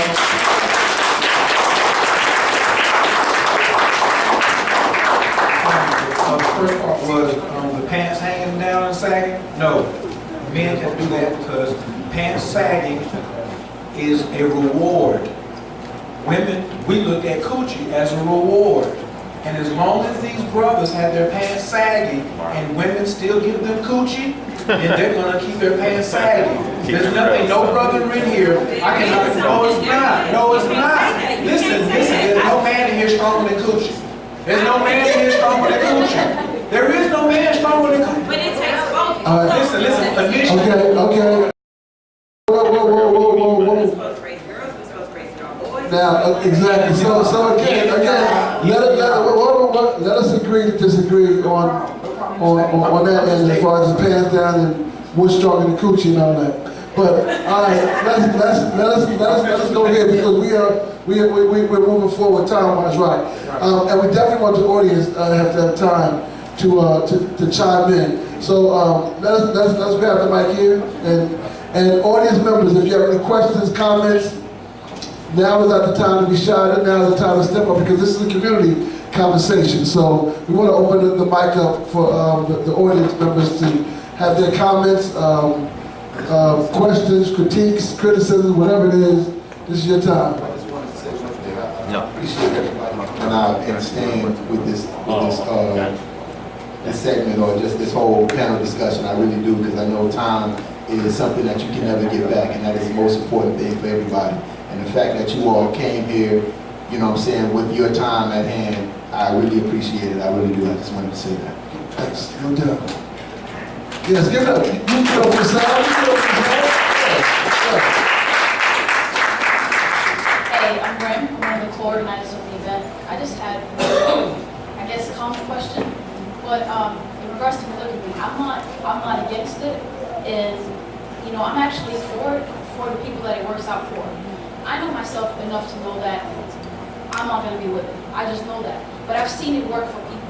But I know my chart. Like you said, you have to know yourself. You have to understand who you are. You have to know your chart. I know my chart. I know my numbers, numerology.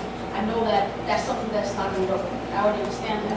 And also another thing is, we know that it's been with us since the dawn of day as African people, right?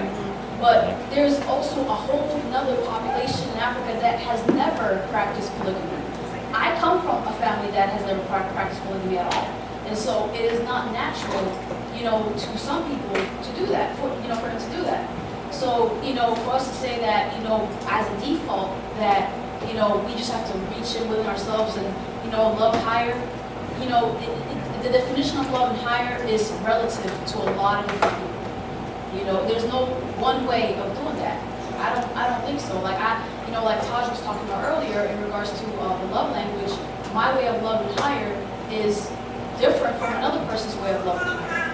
You know, I'm like Taj, so like if you're hungry, you need something to eat, I'm gonna spend that money. If I got it, it's yours.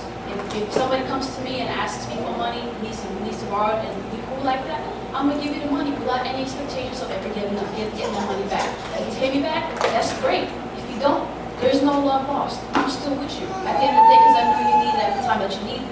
You know, and so another thing is, you know, as women, you know, one thing about me is that I'm super ambitious. People that know me personally know that and that's in my chart too. I'm a leader. I'm also a community organizer.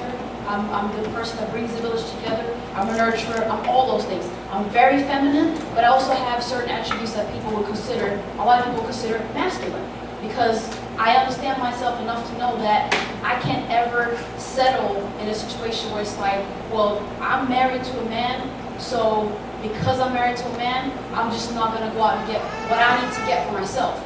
Because if that situation ends up failing, who's going to have my back? Nobody. I got to get myself out of that situation. And I've seen that happen before too.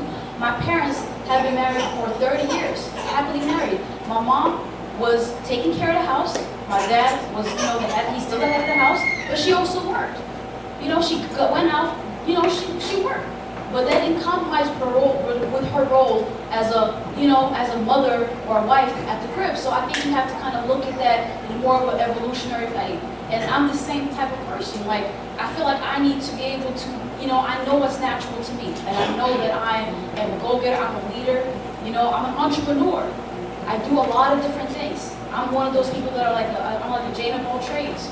So it's unnatural for me to just be content with doing one thing, like just getting a 9 to 5, for instance, and just working and coming home, for instance. Like, that's not a thing that I would ever just want to do. I want to do a lot of different things.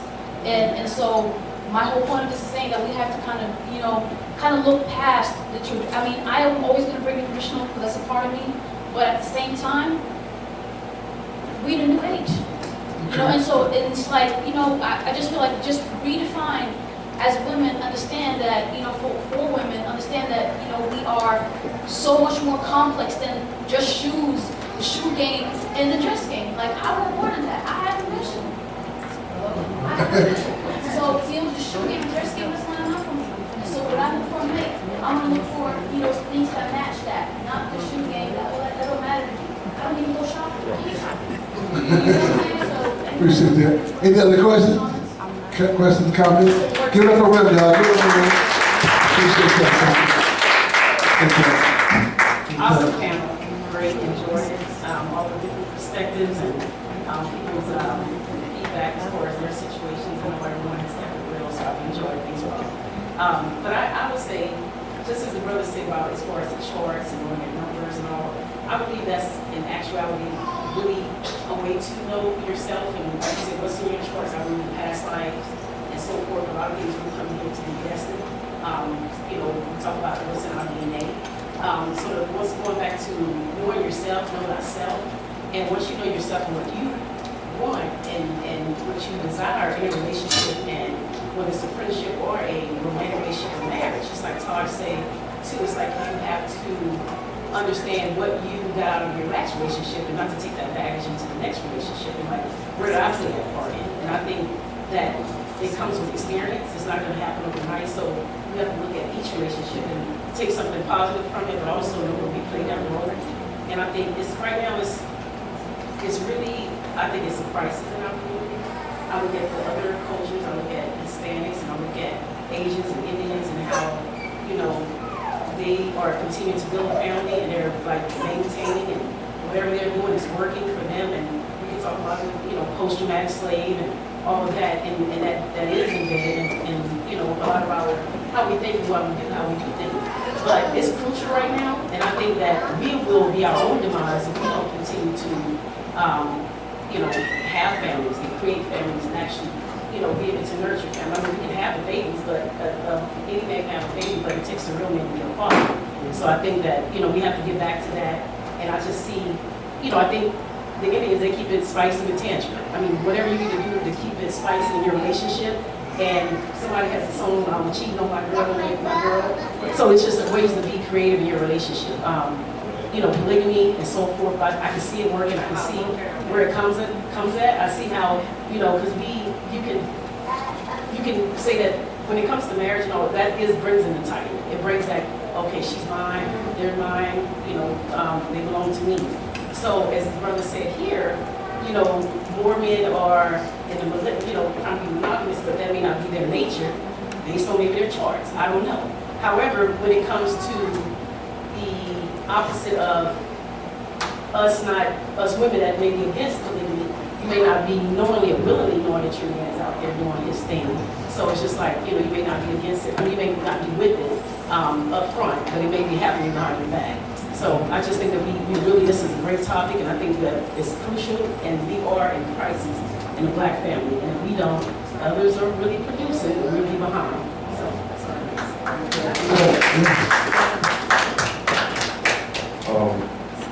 I have a lot of stuff to say, so I'm gonna try to shortcut. For the most part, some of it.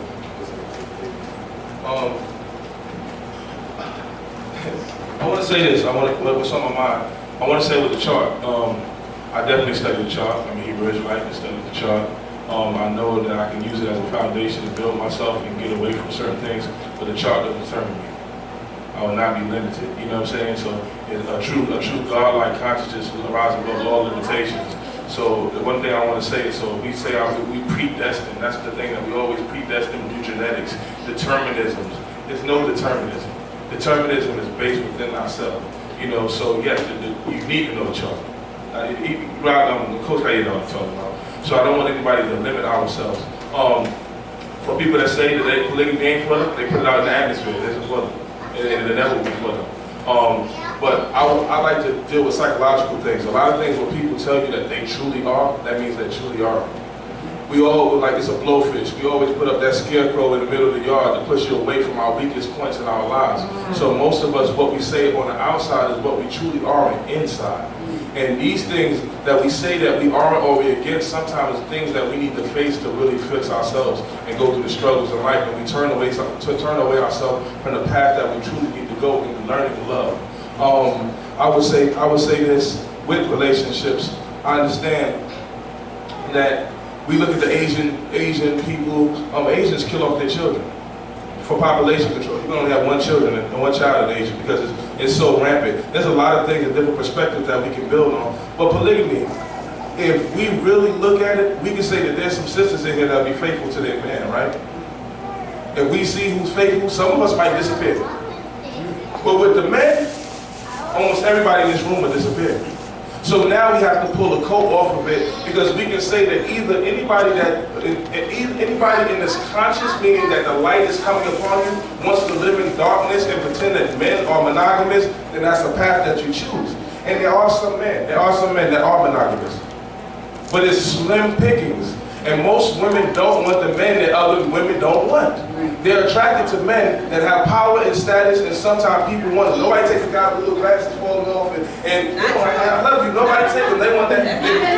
No, I'm not saying, no, listen, I'm not giving a definite on everything. I'm saying on most part. So now we have to look realistically, because let me tell you, I want to say this. Your daughters are dying because of this. Because they will go with somebody and a man cheat on them and they say, what's wrong with me? They'll take out, they'll cry, they'll kill them, they're so hurt inside. What's wrong with me? What did I do? What did I do? And your daughter going through so much pain because she believed it was something that she did instead of somebody waking up and telling her the truth that men are polygamous. And then she can deal with it better. Well, it ain't me. Maybe it's not me. Maybe I can have more confidence in myself. Or maybe I can find it. You can just raise the find man that nobody wants. That's true. So there's a shallow avenue. I'm not trying to be sarcastic. But what I'm saying is if you're saying in Atlanta it's 11 women to one man, then you want to cut that 1%, you want to cut that 8% into 0.8%. Got a long journey. But even with those numbers, you know how many, that's such a huge myth that over years people can repeat so that men can think that like, oh yeah, so I got No. Europeans will never push polygamy.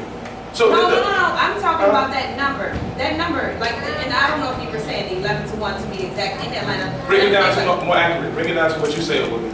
Well, it was just recently, what was that? Did y'all see? It was on one of the,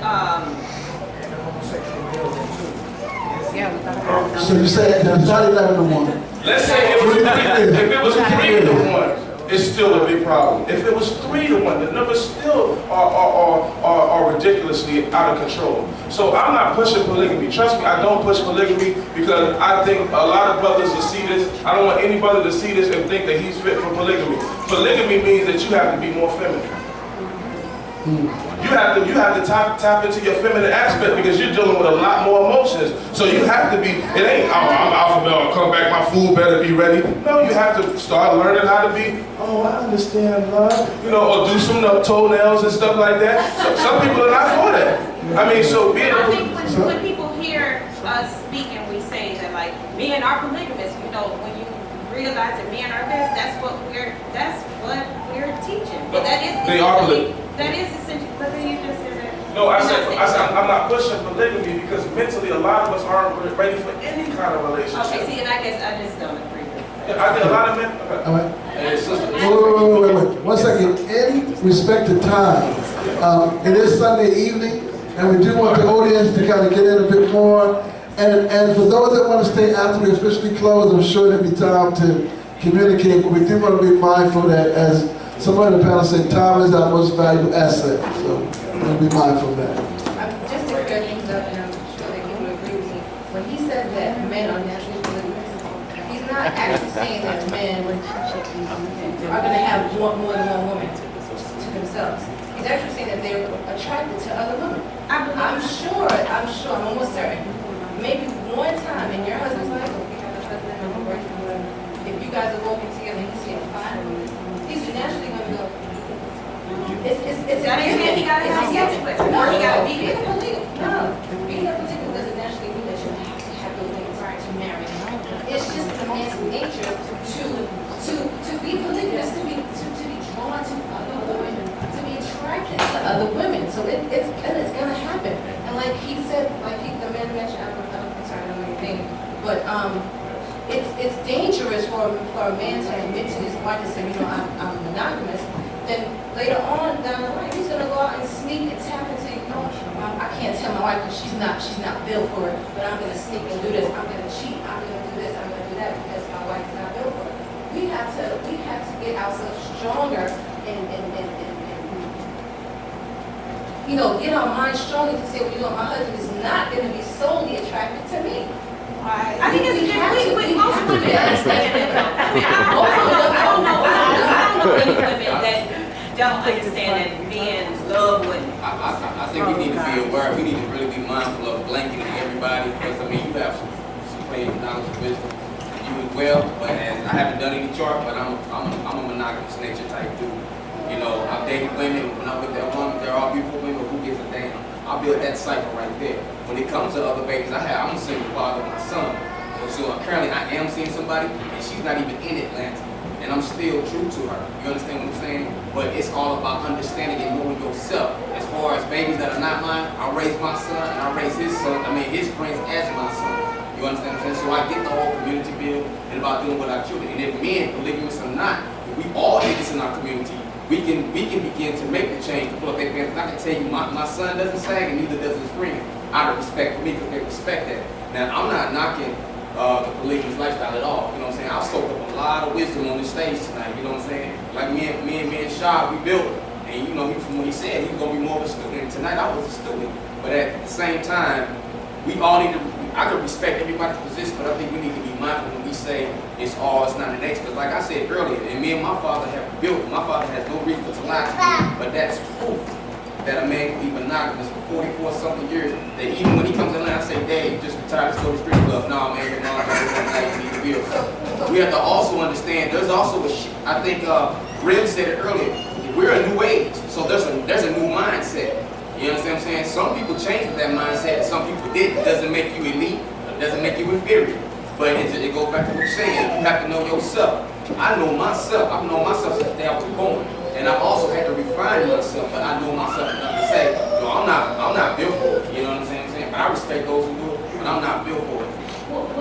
What do you think about going to the strip club? What is that? I've never cared to go to the strip club. It means it was bullshit. I mean, that was point is just, don't you think that, you know, I mean, I guess, just because I'm not necessarily, you know, I'm not, you know, in a good relationship, I understand it, and I can understand it to the point where I can actually, you know, kind of defend it. I understand that most men are polygamous. Men are polygamous in nature, but I don't know. I feel like guys kind of like, you know, you find a woman, you like her, and you kind of like you tone it down. You tone it down, or you suppress it. I'm not the individual. I'm not gonna say that you do it. No, I'm speaking for myself. As far as for me, I'm an individual where, you know, I deal with what's real. Anything else is really marketable to me. Like I've never been to a strip club because I don't have a trick mentality. You understand what I'm saying? I pay attention to the more important things in life. What's always been important to me is family, economics, and raising my children. I don't excess or add on baggage or extra load. Who I am is who I am. What I do is what I do. I don't add on unless I can take on that. You understand what I'm saying? So I know who I am. I don't see. I'm not an influential type individual. I know who I'm solid and ready. You understand what I'm saying? So I understand. Like society changed. They say you got to do this. You got to do. Who says who? Who do you know yourself enough? You know, and you have to look at that. You know, I'm grown. We all grow. But there's some things about me that I don't tip that edge because it's my nature.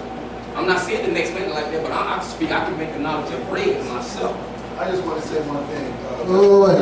Audience, go ahead, Justin. But just one thing, man. I just need women to understand that. And I think never starts like that. No, really. We have to understand that I don't think women give us enough credit for penis control. You know what I'm saying? Every man just don't want to be with a woman just to have sex. You know what I'm saying? I may get science from this woman. You know what I'm saying? She may heal me when I talk to her, and she can give me understanding so she can be my wife. And that nature alone, we ain't got to be having sex, but when I'm with her, she gives me inspiration. You know what I'm saying? She compliments. I may go to her for advice that I can't get from my wife. So that's not saying that because she does this, I want to see what she's like in bed. Because half the time, when you take it that far, you ruin it. Yeah. It's not friendship anymore. It's because you've changed the molecular structure of it. So you gonna marry a woman and not give her any? No, it's not. No. That's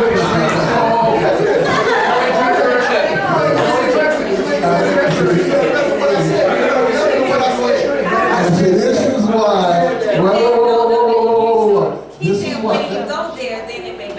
No, what I said was men don't go to women for sex. And I believe a lot of women think just because a man is with a woman, they got to be having sex. And that is so shallow of a woman to think that of every man. Because a lot of men know how that they have penis control. But yet on that same end, if you are in a relationship and you tell your woman that I'm kicking it with this woman, but we're not having sex, she's just emotionally fulfilling to me and intellectually fulfilling to me. Because you shouldn't understand. Because you shouldn't. Right, okay. You shouldn't entertain a woman that isn't going to be your wife. Okay, so again, this is the topic of course. Obviously, hold on. But again, the panelists have had a lot. We definitely want the audience. Just son, I need to wait. All right, and I'll keep it quick because I know we got to go. First of all, give thanks to you and the organizers of this particular event. Yes. This is truly a healing event. May I make a suggestion that this be monthly? Because when you have this, at least quarterly, at the minimum, because this needs to be packed. You know, people need to know this was just the jump off because there's so much healing that needs to be done. I want to know. So, couple of things. First of all, and this without a shadow, without the black and brown movement is the best thing the creator ever created to me. So, any man that doesn't recognize that, even if he's married, you're going to, women are beautiful. But does that mean we're polygamous? I need to know that because maybe I'm trying to get a different definition of what polygamous is. Wait, well, before y'all go into that, let me just finish what I gotta say. Then y'all go ahead. Because for me, I couldn't deal with more than one. I don't know about everybody else. You know what I mean? And my parents been married 56 years. That's all I've seen. So that's all I know. That's all I really want to know. In my mind, to have more than one woman it would be fleshly to me. That's just to me. Okay. I'm gonna go back to that. Hold on. I just wanted that point. Are you in a relationship now? Not currently. And when you have, and historically, when you're not in a relationship with one woman, have you ever kicked it with more than one woman at a time? Yes or no? Yes. Then you're polygamous. Okay, that's what I'm saying. I'm trying to understand a different definition of polygamous. That's what I'm saying. Thank you for asking, because when we say polygamous by nature, you're saying, yo, I can't handle one here. I can't handle like 2 or 3 together in a household that all know each other. But when I'm not in a committed relationship, I got one in Decatur, I got one in the Squats, and I got one in Marietta. And there's probably every brother has done that. And you ladies, you can get it out of your mind so you can wake up to the blood facts, is that all of men do that. Just because he ain't with you right now, like, you know, this brother, he said he's in one relationship. That's called serial monogamy. Serial monogamy is when I'm in a relationship, I'm only dealing with one female. Then we break up, and then I'm testing the waters. That's called polygamy by nature. Wrong. By nature. Let me tell you about me. I don't give a fuck about him. I'm telling you about me. Okay. I'm not built like that. If the young lady I see now, if it just so happens to work out, man, I gotta keep doing what I'm trying to do as far as things bigger than relationship. You gotta understand something. We talking about relationship. All right, I ain't no regular dude. I got work to do, and this is with the community. So when it comes to what my life, I can't, work out with her. I'm back on the day saying, no, I got to deal with these babies. So my lane is a little different than, okay, well, I ain't work out with her, so let me get back out here, let me do this, let me do that. I'm cut differently, bro. I'm not. If you have a sister, if you have one child's mother, then you have to take care of that family, that child. You have a relationship with those. Say you have 2 children by 2 different women. You have to relate to both those children and both those females, and that means you care for them. You, by definition, still have love for them. You'll never stop loving them. So is that your definition of a polygamous? Because those relationships occur at 2 different times. Yeah. I'm not talking about it. It doesn't have to be in the same household. So that's how you define a polygamy. It's capacity. It's capacity to love more than one person. I don't mean To love more than one person, or to be in love with more than one person. I want to get a definition. Hold on. It is getting good. It is getting very good. It's getting very good. However, in respect to everybody's time, what I would like to do is have each of the panelists, hold on. What I would like to is to have each of the panelists make a closing comment, and then we can go on and converse and say whatever else we want to do. Can we do that? No, you know you cut my time, right? Bring up. Now we on the earth. It's always. Bring up. So let me just get this out of the sake, because we need to come back back to this. Because again, I need to get a full definition of polygamy. Because prior to, when I was sitting there, I was starting to see that it's not what I thought it was. Because I'm hearing different varying views, and I'm hearing something that I've... So you want a definition of polygamy? Right. After I finish, say what I gotta say. I just want to finish that, and I'm out. Well, not out. No, listen. Sis, when you said about women have so much power, it's just ridiculous. It's like when Method Man said, the power of you, and Dr. Ben Yaakman said, heaven is in the woman's womb. Like, I really believe that. Like, I have so much power. And it's not that, do we have to raise the women and then raise the men with the pulling up of the pants? Like, men can tell young men to pull up pants. He can raise his sons to pull up their pants. We're talking about those cats that's out there that know why they're doing it.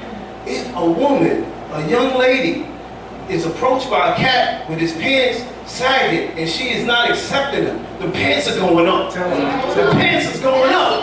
As soon as but what I'm saying is, a man can keep on saying that, you can keep on talking that, but I'm getting this from Shorty. Cause she ain't saying nothing.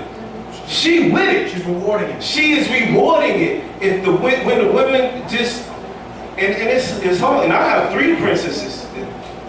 Lord of mercy, and they're gorgeous too. So I gotta, make sure that they know what a man is and know the difference. But still, the fullness is, a woman, when she keeps her standards and not settle, and I understand in this society it may be so hard because it's a shortage of men, but when you keep your standards, you make a man raise his standards. It's just what it is. Because like Rob said, we do whatever we have to do for a woman. At the end of the day, if it's not gonna put me in a position to have somebody, a mate that I can run with, then why am I doing that? I'm going to do what works. So these children, us men can do what we do because we are doing it. Believe me, we're going to these young men like, you know where this came from, and you still doing it. But he goes over there, and Shorty is right. So they're rewarding. So anything you're saying as a man to him, he's like, this is what's going on. This is what they like right now. This is what they like right now. So I just had to just mention that it's not that y'all have to do both parts. It's just that when a woman recognizes her power and utilizes it, everything just changes. And I have more to say, but I'll stop right Give now. thanks. Give thanks. Give it up for Johnson. We'll start here and go around. We'll let you go last. We'll start here and go around. And we got a 60-second closing comment. I had a great time following Coach Kyer on Facebook. Good thanks. Wow, this turned out to be exactly what I'd anticipated. I'm happy that we had this discussion. I think I've learned a lot. You know what I'm saying? I feel happy. You know what I'm saying? I'm very happy about what took place. If you want to follow me, I'm on Instagram, Psalms 82 verse 6, Facebook, Rob Love. I'm very controversial on Facebook, so okay. And if you're not with that, then you might not want to follow. But if you do, Rob Love, RABBLOVE, Guerilla Republic, Facebook. Again, I want to thank everybody that came out because your time is very important to me. And thank you very much. Love is love. 45, I brought 3 book recommendations. One of them is The Jewel and the Lotus by Senyata Saraswati. The sister said, we want to keep it spicy with the Tantra. This is the Tantric Bible, period. All the white boys is writing about this. There was no Tantric Bible, there was no Tantric manual in the United States before this book, Jewel and Those Angels Brothers. This is the, all you ladies, Sexual Teachings of the White Tigers. Bam! For the whole fear about the whole sexuality. And inside front cover, just going to read the cover. It says, if you cannot face directly into your sexuality, you will never discover your true spirituality. Your earthly spirit leads to discovering your heavenly spirit. Look at what created you to discover what will immortalize you. Every man and female should read this book. It's crazy. You don't remember, you don't agree with everything. The exercises in here can stop your menstrual cycle from hurting, hot flashes, and stop sagging breasts. So if none of you ladies are interested in nothing else but them 3 things, it's in here. If your man is having a problem, if you got a limp Tony at the house, the Jade Dragon will have him standing up all night long. Some of you brothers have a problem with recovery time. You got a problem with getting basically erection, but you got to get it back up again because the ladies has got more thirst than we do. Get this book right here, The Sexual Teachings of the Jade Dragon, The Downwards Methods of Male Sexual Revitalization. It's better than all the Montauk Chia books, period. Thank you. Oh, Willow Tampa, you almost had it. Thank you all thank you for having me. I just, encourage everybody to, do what is best for you. And that's not saying that you don't understand what's best for the greater good and all that stuff, because it is. I think that when we be the best that we can be, and when we be true to who we are, for some reason it's almost like when you say that, okay, well, this is what's for me, if it's not what's best for everybody else, it's almost like something's wrong with that. Like if being in a monogamous relationship is what works for you, be that. And teach that, men can be monogamous, men can be polygamous, whatever it may be. But we need to, I just really wish we stopped putting so many like this is what we are, because it's not the case. I know plenty of different type of people, and again, when you're just being true to who you are, that's the best thing you can offer this world, I believe. So women, don't feel pressured into anything that you are not all the way 100% down with. A lot of times, we get so much pressure to well, you just got to understand that this is what it is, and it's not just what it is, so just be the best you can be. Give us this deal, First of all, I want to thank Rob for asking me to sit on this panel. I'm going to say I'm glad to be here, and I learned so much tonight. And Nazi, I just mentioned for the first time, a lot of respect for you, brother, and a lot of respect for Coach down in the end as well too. I love knowledge, and I love to learn. But I always say this: my whole thing in life, man, is to help heal black people from white supremacy. And like it's been said, if you do not understand what white supremacy is and everything that you think you know will confuse you. So my advice to everybody in this room, whether it's relationships with your children, your spouse, your mate, family members, you gotta hit the reset button. Start back over, find yourself, then move forward. I don't know it all, and I'm not gonna claim to know it all. I can only speak on my experience and what's been proven to me. And on that note, I thank you and everybody. Be safe.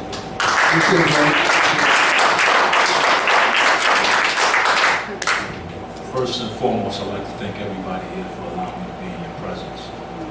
I think that the common thought here is knowledge of self. And when I say knowledge of self, I don't necessarily mean what we commonly take to be knowledge of self, meaning reading books, learning your history, but it's really knowing who you are as an individual. That's the part we always leave out. And that's the reason why, even though we're conscious, we still have so many ailments that are afflicting us in our community, because we fail to look at ourselves. Too often we use knowledge of self as a justification to point the finger at other people. Whether it's white people, whether it's me pointed at a woman pointed at me, we use it too often to judge everybody but ourselves. So I think that the common thread, or the thing that everybody has said in all the words that have been spoken, is that you have to be honest with yourself. If you think that monogamy is for you, be honest with yourself. Everybody should have to accept that. If you think polygamy is for you, be honest with yourself. Peace.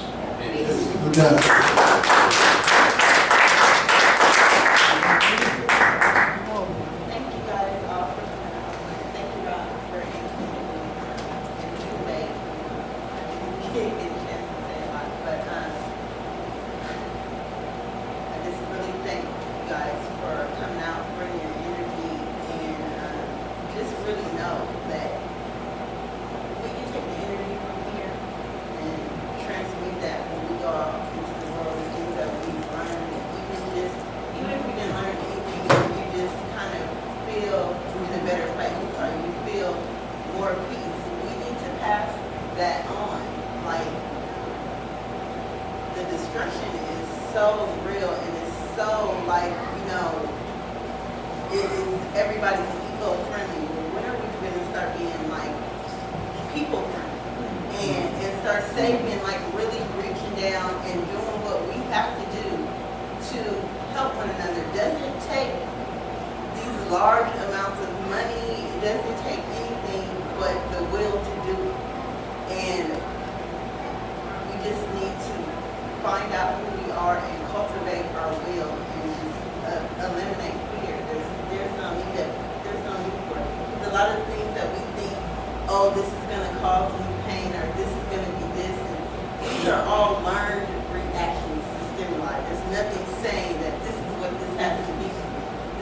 Somebody told me I should feel like this. So guess what? I feel like it. And it's not true for us. So we just need to start, you know, for as much as we talk about relationships and we're so quick to get naked, but we keep all of our armor up. How can you be naked with all your armor up? Start getting naked with one another and it's not being afraid. Thank you. I'd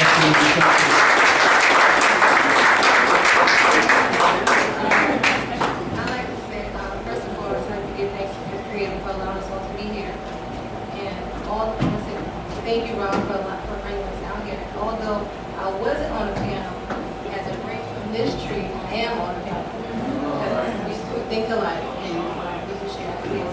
Number two, I want to let everybody know that we, my sister, black husband, myself, we work books, extreme science of love. It's not solely about polygamy, it's based on relationships. We have one chapter in here about polygamy, where the whole book is about relationships and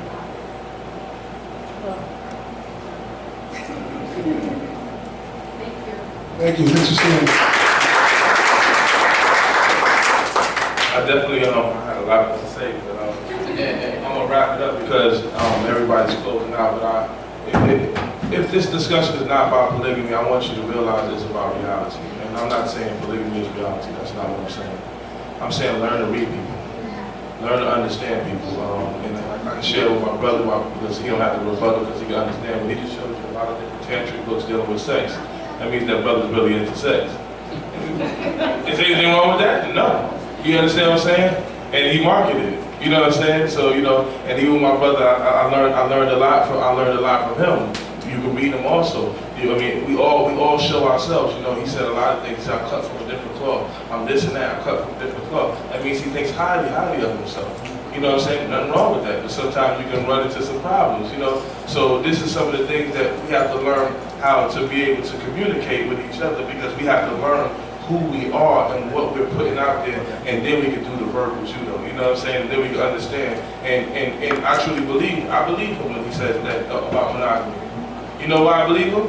Because he sets himself so high, the bar so high, that he couldn't see himself dealing with anybody else. And he probably did have a hard time with an individual is because he sets it so high. And there's nothing wrong with that. We also set our bar high. You understand what I'm saying? You understand what I'm saying, right? Yes, sir. All right. So, I didn't want to be throwing him like, nah, that ain't me, bro. And one more, a lot of times, and I think one of the sisters said it, when you out there helping the community, sometimes there's going to be a sister that respects what you do so much, they're going to be drawn to you. It's going to happen because you took their children and you made their child a man, and they by themselves, and they're going to be like, I don't care what he got. I need that brother. He did it. He worked. He fixed my baby. It would be unjust for them to go to anybody else that can't do the job. And follow me at Nazi79 and on Instagram. And that's it. I thank everybody for coming out. Next time we're going to have a bunch of meals. We're going to have a lot of wine on the house and just enjoy ourselves. Book on Amazon, Ancient Science of Love. Ancient Science of Love. Yes. Well, I just wanted to say, again, thank you guys so much for coming out. I had a ball. I had such a good time with all of you. On behalf of Republik, my company, 770 Sports Management, we love you guys for being out here and really helping us heal the community. This is really what it's all about. Some of us focus on like the big things and the basic things get lost, and this is foundational. That's what I believe. So thank you for that. And as a lot of you guys have done already, there's a lot of parallels that we can draw. Even though a lot of us have a lot of different standpoints, we still believe that we should understand ourselves because that's going to help us heal our community. So thank you guys again. This is the first installment. We're going to do this again. I don't know if we're going to do quarterly or monthly, but we'll talk about that. Thank you so much. Thank you. And thank you.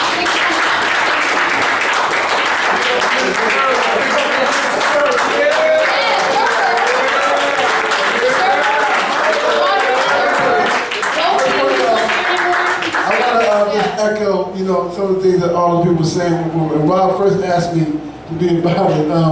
I'm going through some personal situations in my life as well. So I was telling Rob, I don't know if you want me to moderate this thing for real. But, for those that know me, as Minister Serving, you know, I try to be as transparent as possible because I don't feel like I have to prove anything to anybody. I tell people I'm really trying to work it out between me and the Creator, and y'all can just watch or not watch. And yet on that same end, I really think that Rim touched on it. You know, it's the small things that we've kind of forgotten. It's the simple wisdom.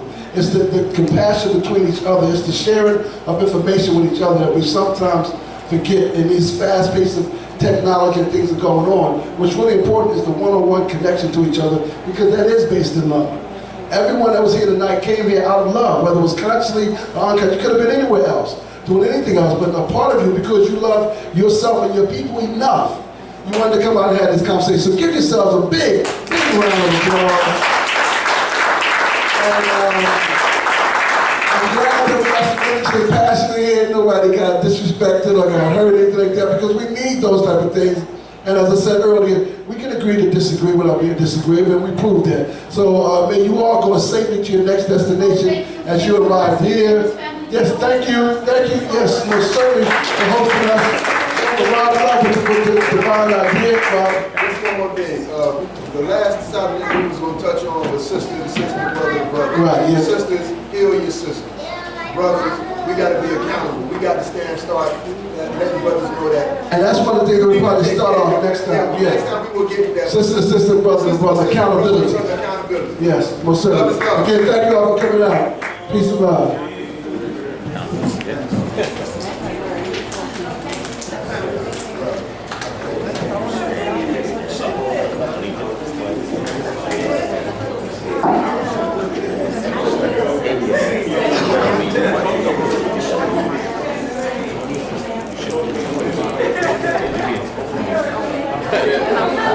Yeah.